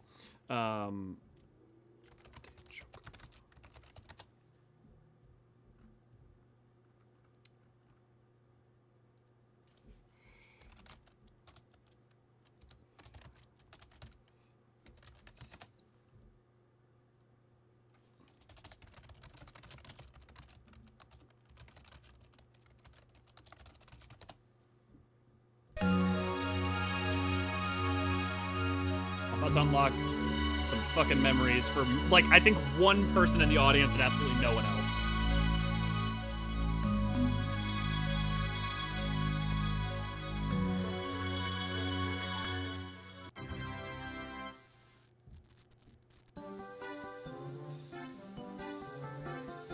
This was the first time I ever encountered Final Fantasy that I, well, probably, actually, maybe not, probably. It's an RPG, the only one that I need. It's the RPG for me. Final Fantasy is all that I play. All other games are lame. It puts them all to shame. I only play games that are popular. When this came out, 10 was brand new.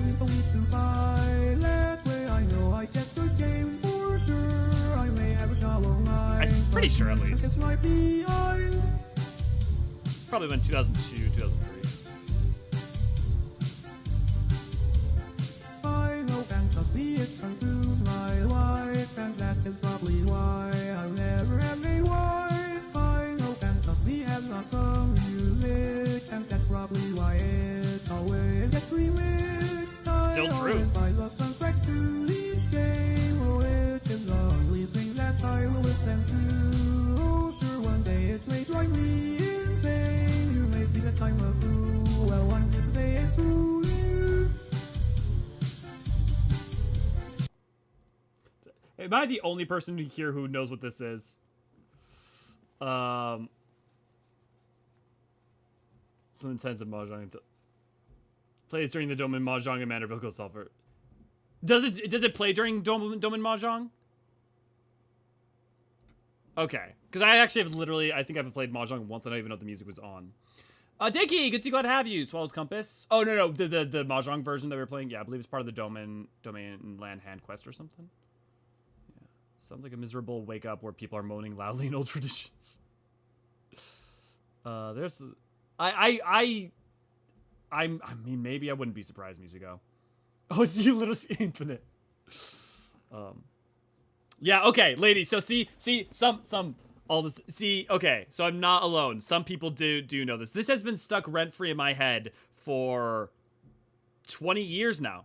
Like, this year probably makes 20 years. That's wild. But yeah, so can I get a confirmation? Does this play during Domin Mahjong? Yes, or yay or nay?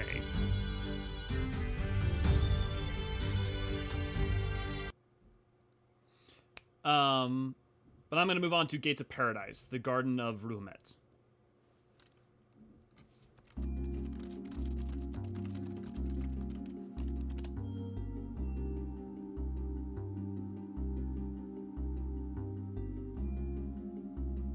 What the fuck is this from? Oh! Forbidden Land at Eureka Hydaelyn. Oh, is this the Baldesian Arsenal theme?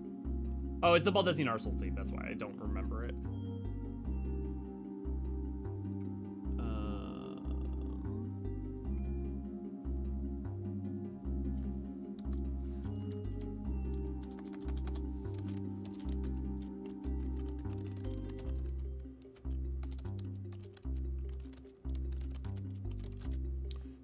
Doesn't sound like anything I know.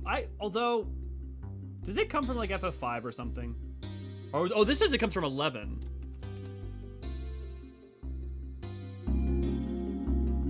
Oh, it's literally from 11. Oh, right, because it has, Baldesian Arsenal has multiple 11s references to it. Okay, so this is, you know, this is from FF11. That also explains why it doesn't really sound like a 14 song. It has like a very different vibe. Not a vibe, just like it just doesn't sound this. It doesn't sound like it. Okay. From FOC. It says here that it's the same name. Let me try typing that in. Maybe you're right. I mean, I assume you're right. I assume you know. You definitely know more. Would know more on me than me with that if you're calling out a specific name.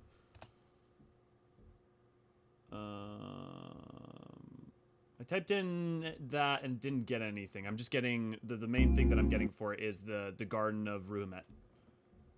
But either way, it comes from 11. That's the important thing. You reminded me that I need to finish Eureka. I might as well grind some more challenges for table listening to stream. Yeah, I've been wanting to do some more BA. There's a great Discord for that. Critical research failure. Nobody here's played Mahjong because if they did, they'd be in the game playing Mahjong and not here. It's true. If any of the 5 people who play Dome and Mahjong are in chat, please, we need to help you. There are people who subscribe to 14 just to play Mahjong. Oh my god, lady. I heard that song for the first time, probably would have been 2003. I would have been 8 years old. Probably like 7 or 8 years old. Yeah, I remember this. Did you ever read the dumb Final Fantasy fanfics back in the day? I did not. I've never been a huge reader of fanfics. However, I did read Cactar and Tomberry. Oh, Tomberry, let me read the book. Let me read the book.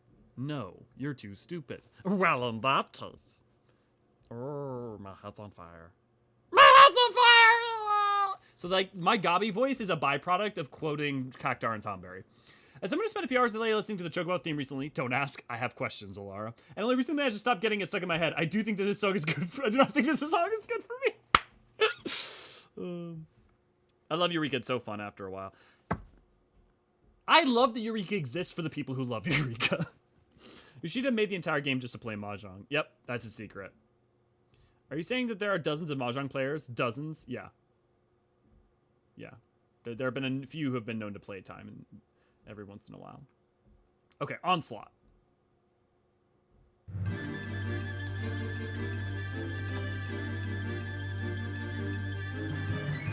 This is the BA boss theme. I remember this.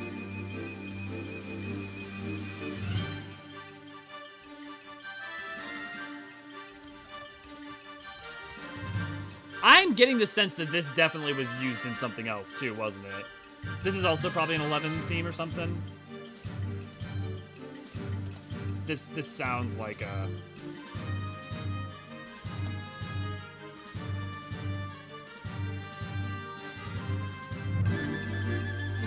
Yeah. What's it called though?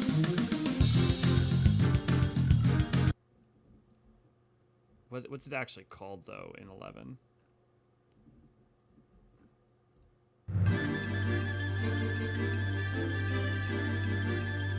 From Chains of Promethea.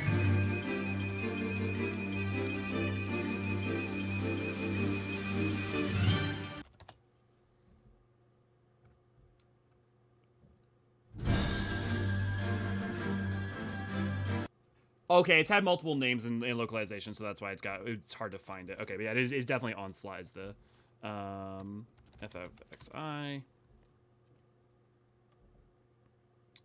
Cool.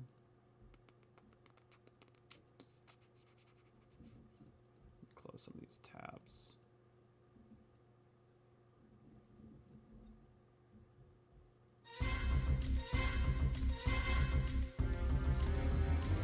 This is Oz, right? The Ozma. I'd love Eureka so much if it wasn't so much of a grind. I mean, like, that's part of the people who like Eureka like it for that, but yeah, I feel that. It took me a while to love Eureka. I almost quit during early Pagos, but by the end of Pagos and going into Pyros, I really started to dig it. If you're in the right mindset and you're wanting a certain type of content, Eureka is great. Like, it's great for it at being what it wants to be. It's great at being that. I believe the grind is the point, yeah. Hence why I do not love Eureka. Yeah, I want to play Eureka specifically for the story so I can tick it off the list. Yeah, I need to make a recap of the story in Eureka because there's not a ton, but it's a good. It's a decent story that's got some interesting ramifications. I mean, I'm gonna make a recap of it. If you guys just want to wait for that instead, you can always do that. Weird for someone who spent last insert length stream here, killing mobs and more donuts, a level blue but mood. Okay, so this is the Ozma theme from BA, Ozma, ffXI.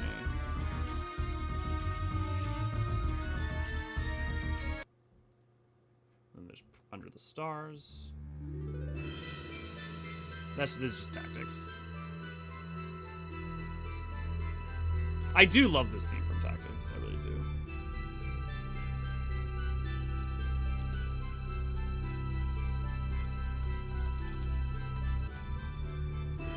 I'm assuming the next couple are.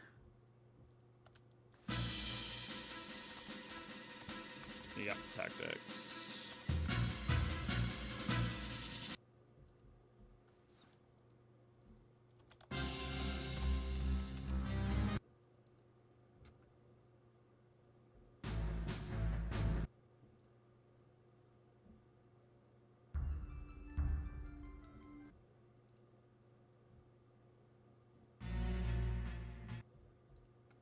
know Ultimate's perfection is. Final struggle.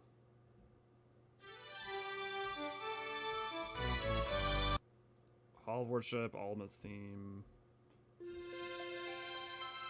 Hall of Worship is a great. I love Hall of Worship's a lovely theme. I'm just gonna let that play for a second while I insert some of these.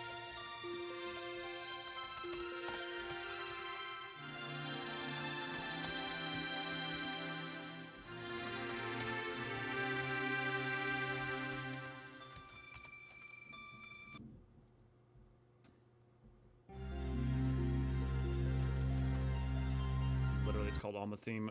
If Alma's theme wasn't an FF Tactics thing, I'd be shocked. Shocked, I tell you.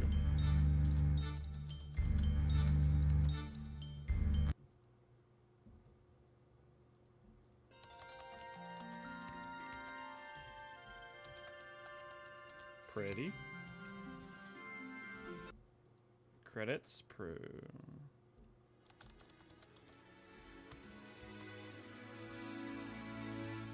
Still tactics. There's too much tactics music on the Shadowbringers album.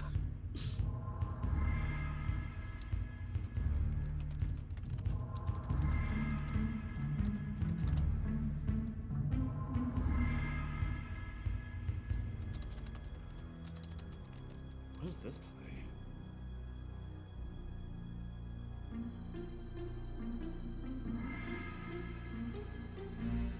I have no idea what this plays.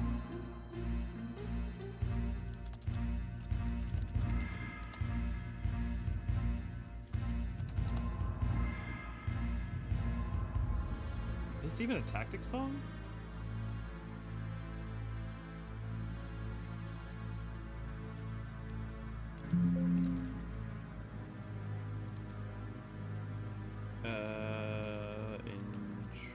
Yeah, okay, it is a song for tactics.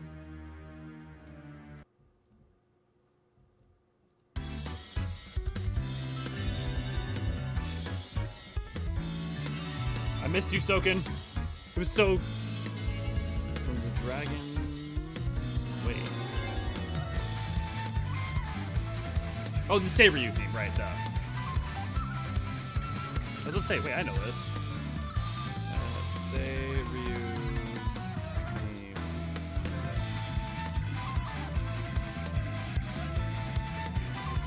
I mean, technically, it's phase 2, right? I said phase 2, because technically it's phase 1.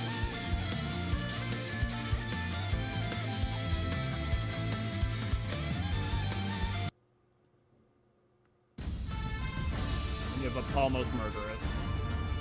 Oh, this is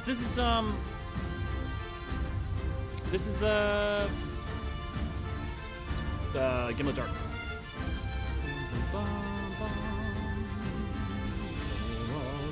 Okay, it's got the Othardian theme.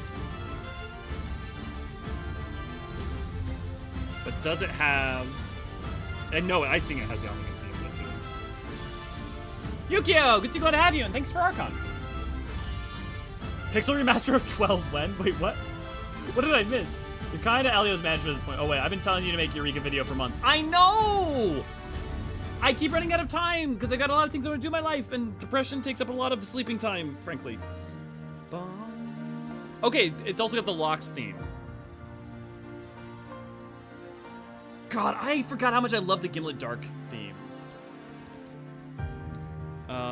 What, Salt?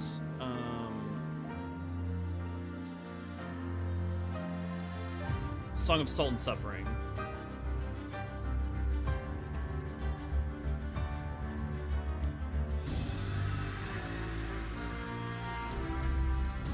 Garlean theme. What is it? What is it called? I always forget it. Garlean theme. It's called Imperial Will.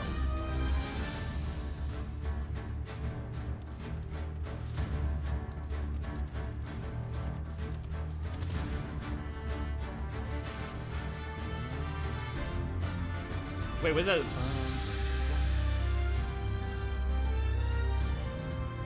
Is it time for Orbone? Yes, basically. Yeah, Sid's theme is...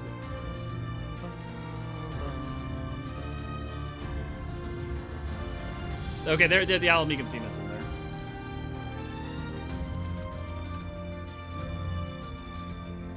I love it. It's just like this mismatch of all the themes. It's so good.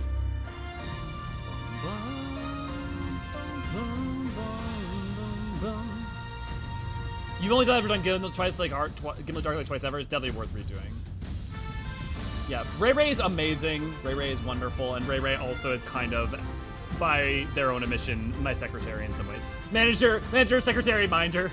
Hey, well, fair enough. Plan became too sprout as quickly as possible. I want a Tactiles Pick 6 remaster.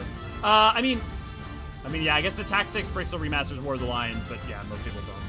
You have a Square favorite, our favorite Square RPG outside of FF? Great question. List of Square Enix RPGs. I'd probably say Chrono Trigger, but let me think about that real quick.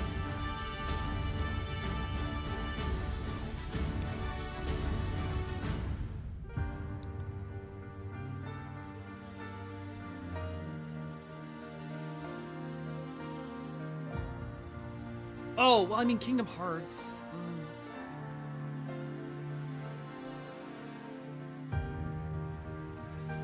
I always forgot that they were the publisher for Drakengard.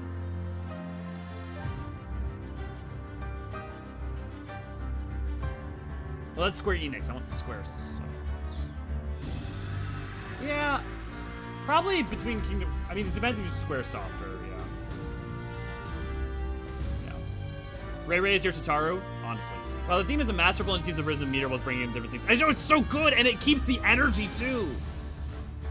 Xenogears, Chrono Trigger, Saga Frontier, yeah, Parasite. Parasite Eve's, I love Parasite Eve because it's so interesting, but it's clunky. So like, I have a love for it, but it's not, it doesn't reach its potential as much as I want it to. Saga is a spin-off of Final Fantasy in a lot of ways. I keep thinking that you release your Saga content 14, but I'm not sure that'd be controversial. I'm of the mind, don't bring other games into 14 anymore, other than for like promotional cross events, because those are like on the side. But beyond that, I want 14 to have its own stuff. I'm pretty much on that bandwagon. I like how clunky the comments. I mean, like, if it works for you, then awesome. Well, Hitman and Deus Ex, they're more publishers, really. You know, that's like Eidos and, you know. And also, I don't actually love, like, I really appreciate those games, but I don't love them. Mario RPG is awesome. Mario RPG is really awesome. I love Paper Mario 1 and 2 more than I love Mario RPG, but Mario RPG's, yeah, arguably just as good. Yeah. I have a deep love for Square Enix. HG, good to see you, glad to have you. Yeah, no, yeah, so this is Gimlet Dark. Did I miss anything? Did I catch everything? Because it definitely was Othardian theme, the Song of Salt and Suffering, Imperial Will, and the Alamegan theme. I feel like I caught everything. But I'm also now confused why Revolutions never popped up in any of this. Like, it just wasn't even in the album. Was it in, like, a different album, or is it just not on here? I know the rights for Revolutions have always been really weird. No, it was in there. Where the fuck was it in there?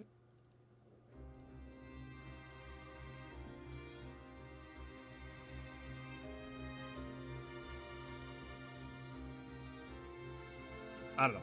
Well, okay, we're gonna do Revolutions. I mean, I guess it's like, honestly, there's not... Did we already do it? Here, let's search it. No, we did it. It was earlier on. Okay.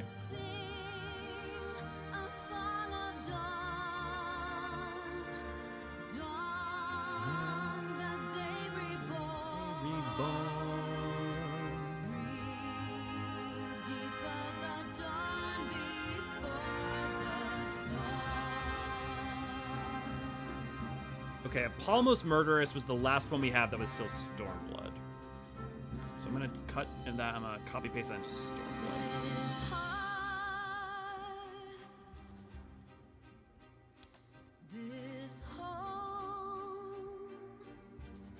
And there's also a lot of Shadowbringers on Endwalker, so let's pull up the track listing for...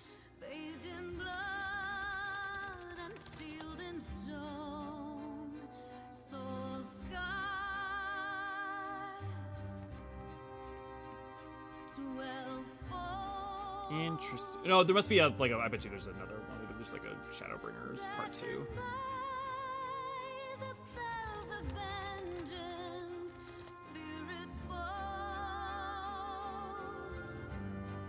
Yeah, Death Unto Dawn, that's what it was.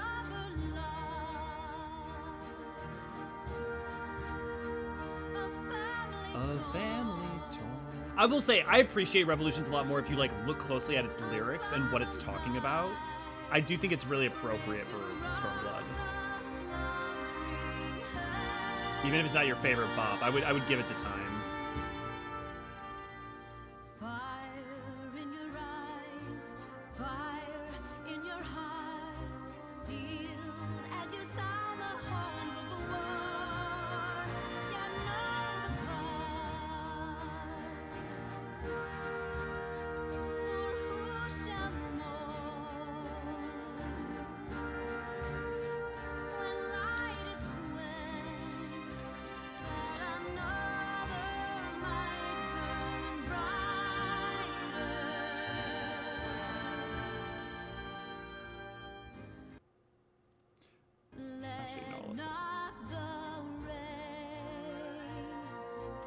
Keeps you guys its compound meter, keeps constant running subvision going, kind of perpetual motion thing, but musically.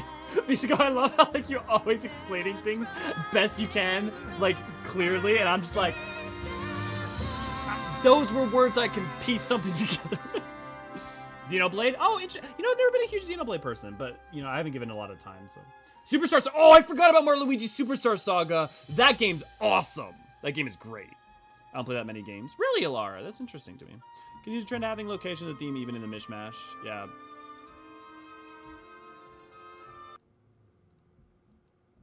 Bum, bum, bum, bum, bum, bum. I'm of two minds about bringing other things into 14. I get why people don't want many weird things. It's like a near collab, but for me, growing up in the 90s, it's I feel like Chrono Triggers, you know, Gears and other games I mentioned were Final Fantasy close cousins. Chrono gets to be FF Anthology's world. Like, here's the thing. If you want to be inspired by elements of it and take those in, I'm fine. I don't want a universal crossover. Like, if you took elements like the robot from Chrono Trigger and made him a type of Allegan machinery in Mirror City or something like that, it'd be fine. I just like reinterpret it in a way that like really is synthesized into 14 instead of just plopping it over it, kind of like what Nier did. I wouldn't want to see post Square Enix stuff really, but those games that came alongside FFR share so much of it. See, but the thing is, Levi, for me, I would see post Square Enix stuff. Do you mean like post becoming Square Enix? Because like for me, a lot of what defines Square Enix isn't Squaresoft stuff, it's post Square Enix stuff. So like that's why I have a problem with it, is like you're not gonna, for people who Squaresoft is what defines it, you're gonna kind of miff off the people who are like me, and if you're like appealed to the people like me, you're gonna miff off the people who are like Squaresoft, you know? Lyrical lore video for Revolutions eventually. Oh yeah, definitely. I have it partially written. Part of the reason I never did it was they were flagging any video that had Revolutions music in it for a long time. It was not on the list of songs you could do. Now I'd be down for it. And as always, it's like it's definitely that I want to do it. It's just it takes so much time to gather footage, to edit it together and do stuff. You know, I care too much about trying to make it look really nice. You know. Revolution is a good song, but unfortunately it doesn't awaken the patriotic spirit within me because we as the Warrior Light are not a patriot by technicality. But it's not a patriotic song. Like that's, let me read it. Sing a song of dawn reborn. Sing a song of dawn. Dawn, the day reborn. Breathe deep of the dawn before the storm. This hearth, this home, rested forth from tired fingers bathed in blood and sealed in stone. Souls scarred, 12-fold. Beckoned by the bells of vengeance, spirits bold. It's not just about, so I'm going to keep going, but it's not just about patriotism for Alamigo. It's not an Alamigan alone hymn. It is about the cost and weight of blood in war. Yeah. A lover lost, a family torn, a solemn pyre raised to rouse the slumbering heavens. Fire in your eyes, fire in your hearts, steeled as you sound the horns of war. Yet know the cost, for who shall mourn? When light is quenched, then another might burn brighter. Let not the rays of justice blind, ere trusting grace, and she shall guide. Soft is the breeze that can set a petal free, and yet 'tis the storm that doth see the petals soar. High over the trees in the throes of liberty, 'tis unstirring skies consign her to memory. One kingdom's fall is another kingdom's freedom. One sovereign's war is another sovereign's peace.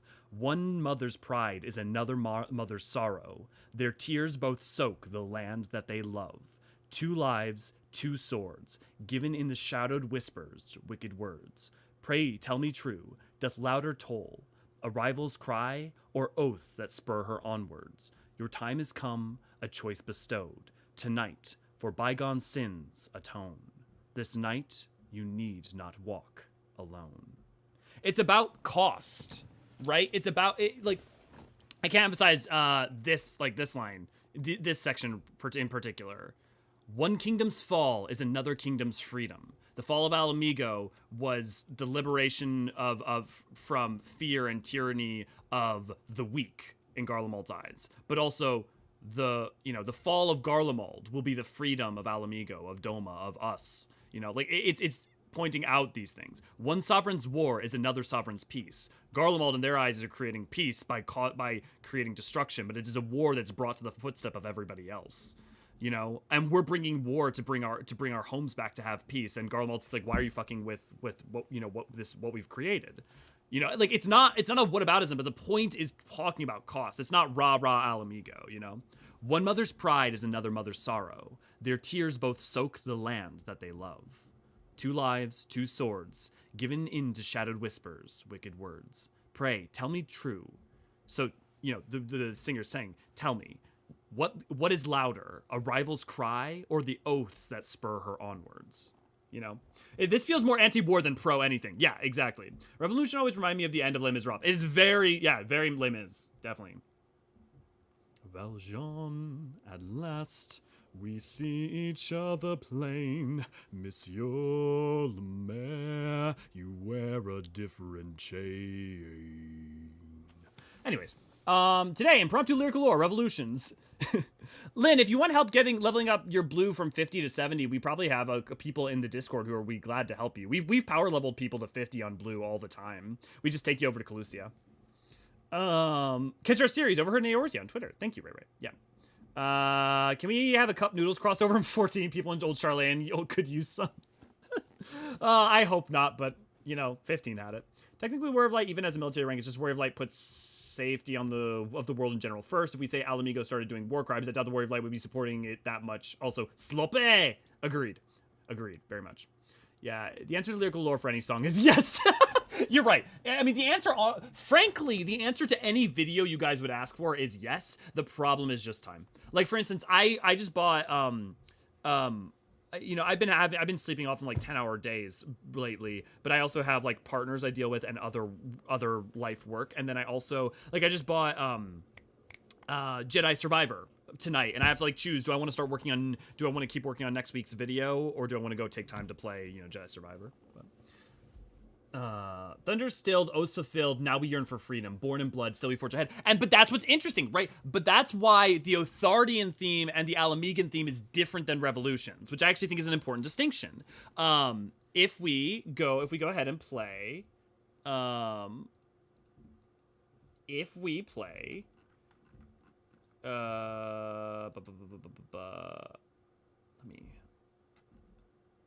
me, Storm of Blood, right? All right, here, what we'll do is we'll pull up at the Endwalker version, right? Okay, who wants to rock out of Footfalls? I have one question for you guys. Who wants to rock out to Footfalls? Because, I mean, technically it's appropriate for what we're talking about, and still we have to go into Shadowbringers, so we're not quite there yet, but also I kind of want to listen to Footfalls. Elio researching clothing just to help produce more videos. I would do it! I'd fucking do it! Don't tempt me, Infinite. Are we all technically war veterans after the adventures we had in official capacity in the battlefield? Yeah, to an extreme. Yeah, okay. Let's do it. And then Hungry Chad, thank you for the lyrical video. Dude, I listened to this so goddamn much. So much before Endwalker came out. Like, even the, muffled version I listened to hundreds of times, man.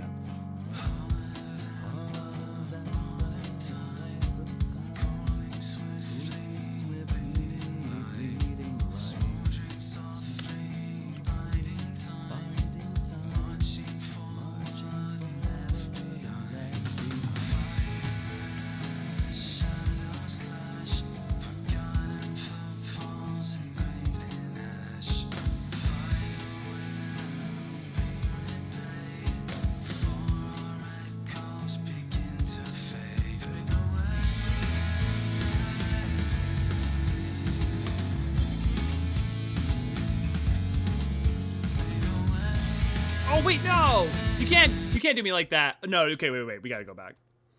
Give me a second. Fucking.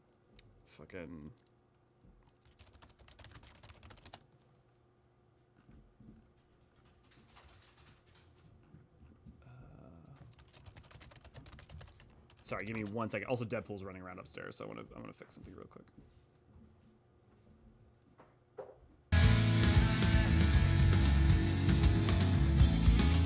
The final days were upon us. The fabric of the star had begun to fray, its lands rent by tooth and claw.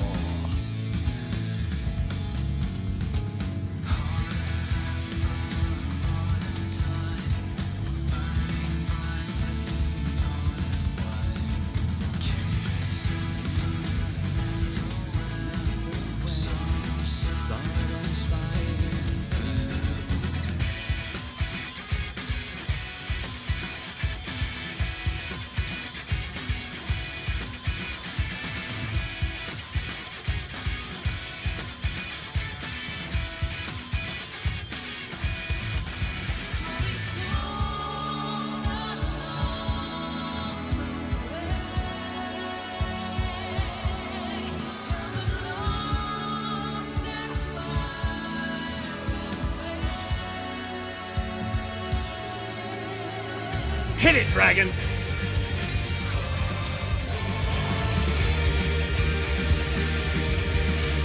As the chaos spread, the stars seemed doomed to unravel.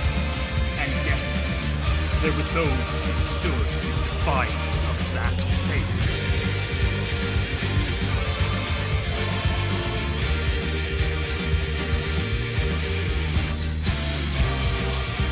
The hour has come, Ultima.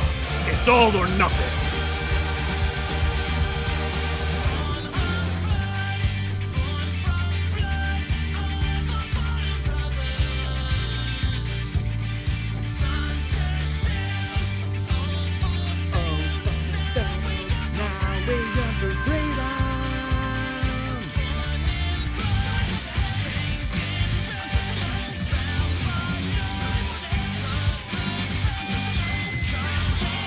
Now that's a fucking war anthem.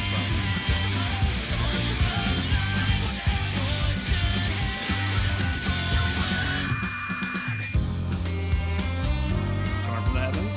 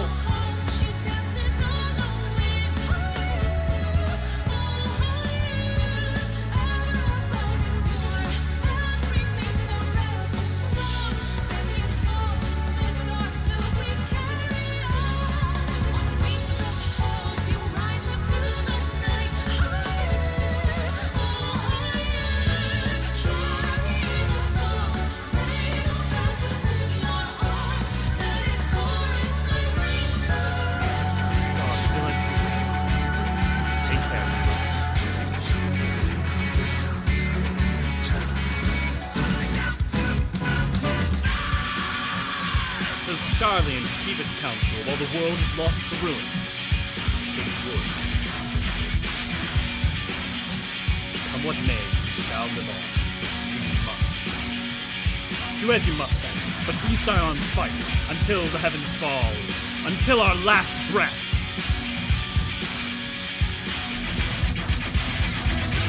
Pay attention to these lyrics that are going to come up after this, and think about the ending of Endwalker. And who might be saying some of these lines at the very end.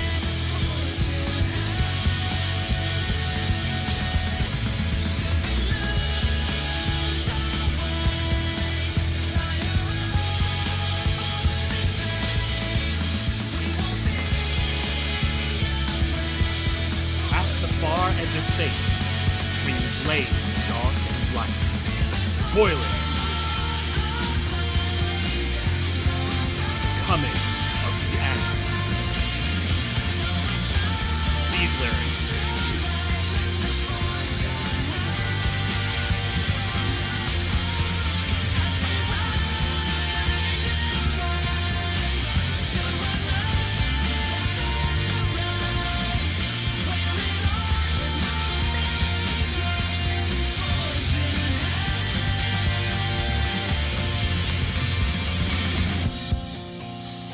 so good. I'm gonna replay that part. I want you all to pay attention. Think about the very ending of Endwalker, the final conversation that you have with a certain little blue bird, and what that character's plan is, and what they're doing at the end. And then I want you to imagine that this is the song that is basically, that also is like part of the ending of Endwalker. So, and pay attention to the lines below. Not just the ones above, but the ones below that are in the background, that are being sung. Think about the main person singing is the Warrior of Light. Who would be the other person?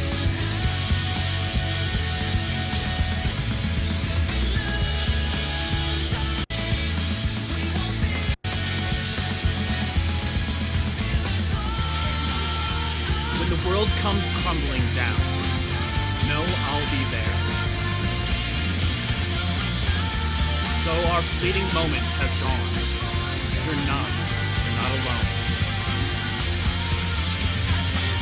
As you turn your eyes to the stars, oh, I'll be there.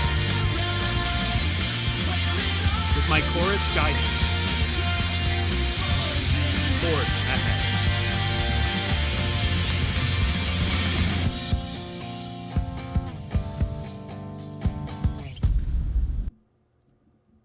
All I will say, just think about who is planning on singing a song of hope before they forever fell silent. I have emotions. The Footfall. Always want to listen to Footfall. Footfall is such an amazing song. It is. Haven't you guys heard them? Endwalker early trailer. Let's see what pops up if I put that in. Oh, actually, it would be teaser. Because I love this version too for different reasons, but yeah, the moon-based version was hilarious. I remember being told in grad school when asking how to do too much, find the 25th hour of the day or the 8th day. Take the shot every time you see feet. I remember. Quinn, good to see, glad to have you. Remember the reaction of people in comments and saying the Warrior of Light was like an assy in the robe and taught walking the mood. Good times, yeah. This is what Puma collab should have been. Armored shoes and Squeenix logos. I wish we could use the hoods on the chest piece like the hood with pally cap. Yeah. Ever realized these lyrics were interconic? Yeah, the Draconic part. Has your mic always been unsynced with your desktop audio? I have asked you guys to tell me if it does. So if it's unsynced, then yes, it has in the past, but I've asked people to tell me if it does that. I have no way to tell that if you guys don't tell me. Damn those dragons have a good singing voice. No wonder War wasn't named Elzen's song War in the end. Yeah. You still have stopped. That was a table in the way. You're going to tumble back to the... Must you all make jokes with something that is sincere? You still... Oh my god. Yeah. Damn, I'm going to pre-order One Walk now. Do you think the orders are still open? Hydaelyn's the Warrior of Light for all the children. I would say... You could say that, but think of a little bluebird. Yeah. Oh, this reminds me, there was a debate I had a while back with a friend about the point of view of Our Song of Hope versus Footfalls with Hearts Aligned. I'm curious what your take on that is. I would have to go back to it, but yeah. Dan was literally his chorus, as in literally the chorus of his theme. Yeah. Obviously, Zeno's saying he wants another rematch. When she asks for your answer, what do you say to her? What would you say? There's only one answer suitable. Forge ahead. Yeah. So Laura, this reminds me, there was a debate I had a while back with a friend about the point of view of Our Song of Hope versus Footfalls, and then with Hearts Aligned. Yes, I'll go back to that. But first, I remember. Does anybody else remember this came out?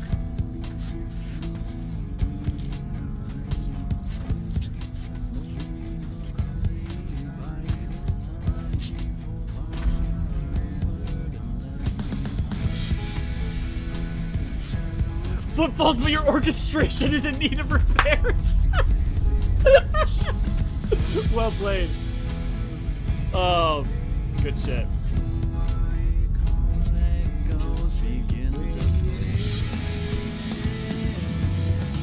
The final days were upon us. The fabric of the star had begun to fray, its lands rent by tooth and claw. God, I love the Emmett Sugg lines in that so much. Okay, let's go back to the Song of Hope part that Alara was just asking about. Because I feel like my read on that... I mean, it's interesting because of where it shows back up at the end of the thing, but... So, like, important, it's, notice that it pops up, like, Charlene, and it's, I think that's relevant.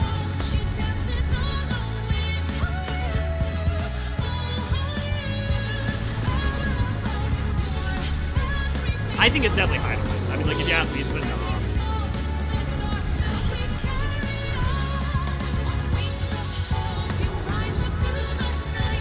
Oh, hi, Deadpool. Hi. I knew it. This star still has secrets to tell. Take care, my friend.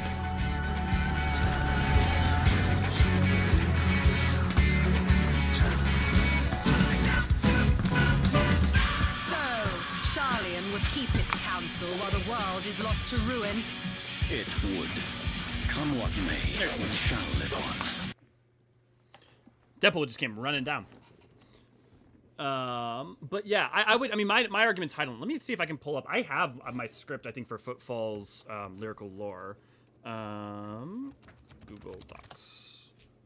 I'm pretty sure I finished it, so I could see what my argument was on that.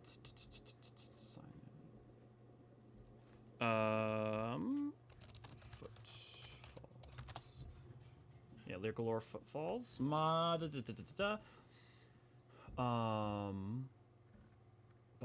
Storm of Blood, Torn from the Heaven interlude. Hydaelyn sings of a song of hope that might fight back against the despair at universe's edge, that our promises to each other will endure. Like those made, think about the promises that were made, no vows not only to her kin, but to each other, you know, so long ago in Elpis. You teach the end singer a better way, a kinder melody. Yeah, our song of hope, she dances on the wing, higher, oh higher. Ere our vows endure and remember strong. Standing in tall in the dark, do we carry on? On wings of hope, you rise up through the night, higher, oh higher. Carrying our song, you know, because we are the bearers of our song of hope, cradled fast within your arms, that its chorus might ring for all. We are the final line carrying the song of hope to Ultima Thule, right? So like, to me, I think I feel like Hydaelyn's the obvious, not obvious, but I would say is my answer. Hope, ever small and precious, is cradled within us, and as we carry it on to Ultima Thule, smoldering in darkness, do we hold fast to it, that it might ring out for all the universe to cling to in the darkest hour, and hearken to a better tomorrow. Was that your read, Alara, or did you feel differently? Do a super chat. Make Elio say weird shit in a silly voice, because it makes Deadpool happy. It's true. You guys summoned him. Raven! Yes, Deadpool. Do you agree? Cool, thanks. But do you agree or disagree? We are the you and hearts aligned. Hydaelyn is probably the singer POV. Yeah. I still laugh from the fact that there's a giant statue of Thaliak, not because of Charlene actively worship him, but they decided, hey, this guy likes knowledge. Let's put it here. Yeah, and also they just aren't very religious, but they do they are culturally the 12 are still a part of their culture, you know. But yeah. So that's gonna end Stormblood for I mean, I know we're ending Stormblood by having talked about Endwalker, but that's gonna end Stormblood for this week, and then next week we're getting on to Shadowbringers, and then after that Endwalker, and then maybe we'll go back and do, or we could also go back and do a Realm Reborn beforehand. A Realm Reborn just has, we've got maybe we could do 1.0 and 2.0 music, you know, we could pull up do the what we could do. I could try to gather all the 1.0 music. The problem is, some 1.0 songs are, just not accounted for whatsoever. 15. 1.0. I think I had a bad opinion on it, but my friend was arguing that it was the POV of the masses, similar to how Close at the Distance is often seen from the POV of everyone you've interacted with. Yeah. See, for me, I mean, look, I've made my argument about Close in the Distance already in my lyrical lore, so... lyrical lore... Yeah, is at least, if you look at the Japanese and the English, and also what the lyrics that were written for it, the lyrical singer is almost certainly Grahatia, but obviously you could read it that part and parcel to the experience of it all is those who we went one way. I think all the 2.0 primal themes are from 1.0. I think that's right. I don't know. I think that's right. I think you're right. Yeah, that's why I worded it that way. Yeah. Yeah, doesn't learning honor Thaliak regardless instead of praise? Yeah, but I mean that's basically why they still have him. Having him as a patron can be a cultural symbol and represented a totemic representation of what we admire and what we value, right? Thaliak represents what Charlene's value, so it's not so much that they need a deity to grant them salvation in him, but that he is a you know, it's the Statue of Liberty, right? We don't worship the Statue of Liberty, but it's a representation of like what in theory America stands for. You know, give me your child, you're poor. Actually, no, God, the New Colossus is great. The New Colossus poem. The thing that's interesting is like the New Colossus poem. I believe it's like either the first half. Yeah, it's the second half. Or yeah, there's parts of it are less interesting than some, but not like the brazen giant of Greek flame with conquering limbs astride from land to land. Here at our sea-washed sunset gates shall stand a mighty woman with a torch, whose flames the imprisoned lightning, and her name, Mother of Exiles. From her beacon hand glows worldwide welcome, her mild eyes command the air-bridged harbor that twin cities frame. Keep ancient lands your storied pomp, cries she with silent lip. Give me your tired, your poor, your huddled masses yearning to breathe free, the wretched refuse of your teeming shore. Send these, the homeless, the tempest-tossed, to me. I lift my lamp besides the golden door. You know, like, that's what the Statue of Liberty is supposed to represent. And Thaliak, I feel like the statue of that is very much in that similar vein. Like the Columbia in America, yeah. I want lyrics to Golbez's theme for the Dark Throne. Do we have, I mean, we don't have the song yet, but I'll definitely, I mean, that you'll have, oh, you want it to have lyrics? Yeah, that would be interesting. Dude, motherfucker, like, Eorzean archives. I just want to pull up real quick the, fucking, not the Live and Live Guide. Oh my god, was that long ago? But just the fucking how fast the lyrics are in this song. We not need to listen to my parts of it. We just as hope to win any had. Actually, where's like a good point?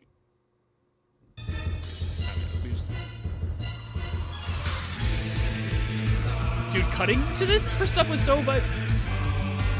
This is like the only slow part in the song. A bunch of people didn't even realize there weren't lyrics.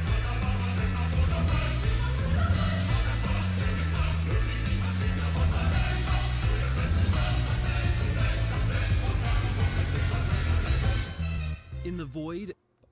Yeah, like, my thing is, like, if they do the Golbez song, they have to, like, I want the lyrics to be intelligible. I mean, I guess parts of Escape and stuff are like that.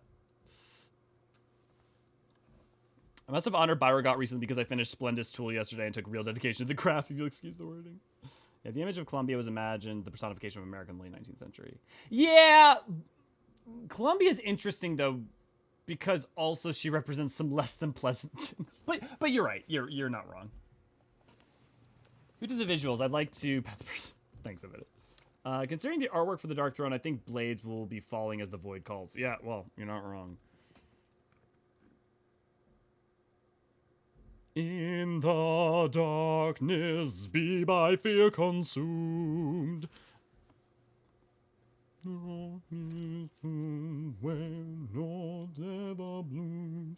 Okay. I said I was going to try to end at 6, and it is 6:40. So I'm going to start wrapping up. Ray, if you're here, if you want to start doing the last little links. In the meantime, don't forget that we've got Monday and Tuesday are the MSQ streams. Wednesday, new videos come out. Thursday, me and Aniri are going through Final Fantasy IV currently, and we go through all the old Final Fantasy games. On Fridays, we do these musical things. Next week, I'm thinking we're going to do Shadowbringers because no one seems to be that interested in ARR. We'll probably go back retroactively after Endwalker, maybe. Or maybe we'll do AR first before Endwalker because of how much those music gets reused. We'll worry about it later. Saturday, community stream. We've got a Moogle Tombstone event coming on tomorrow. So if you want to hang out with us and play that, we're going to be doing a bunch of Moogle Tombstone stuff. But beyond that, don't forget that if you want to hang out with me or other people, you're more than welcome to over in the Discord. You can @LFG us. You can use the @LFG to get people to help you out. You can @me if you have a lore question or just want to talk about a specific Final Fantasy subject. But yeah, there's tons of people to do stuff with. If you want help leveling your blues, for some of you, getting tombstones, any number of things. Yeah.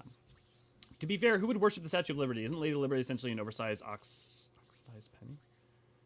Well, I mean, I guess the thing is people worship notions, right? Like, people worship... Part of the reason... Yeah. Faith and worship and belief in a thing is not necessarily representative just of a deity does not have to be carnate in a person alone, you know, and it can be an idea. Stream is wrapping up. Yes, we've got to go now because I'm gonna either go to work or I've got to decide to take a break and go play Jedi Survivor, which we'll see. We'll see which Ray will let me do. Yes, it's definitely Ray's fault and not my own for deciding what to do with my own time. Can't wait for that one. Bring the Shadow. Yes, I'm very excited for Shadowbringers as well. Don't forget to like the button on your way. Click the like button on your way out. It goes a long way towards supporting the channel. Really appreciate it. Yeah, happy weekend, Misako. Also, Misako, I had questions about your job stuff that you sent me, so I will message you back on that soon. I just have to find a time to sit down and message people. Living level dark doppel. Oh, that's right. Actually, speaking of, don't forget that if you like music and you like goblins, that our most recent April Fool's Day video. So 10 years ago, Koji Christopher Fox was getting interviewed about Final Fantasy when 2.0 was, freshly coming out, and they weren't sure how it was going to do. And so he was talking about, what he would know if he had made it. Vulcans, and you have people speaking in Gabi speak out on the street, and conventions will be all done in Gabi speak. Yeah, you'll have, you'll have people singing La Vida Loca karaoke in Gabi speak. And you made it. I know I made it. And all I would say is, if you'd like to hear a goblin singing Livin' La Vida Loca, why not come check out our video on it? I'm going to go ahead and I'm just going to throw that link in the chat. I unabashedly worked very, very hard on it, and I wanted to do well. Okay. Have a great night, everyone. I'm heading out. Cheers.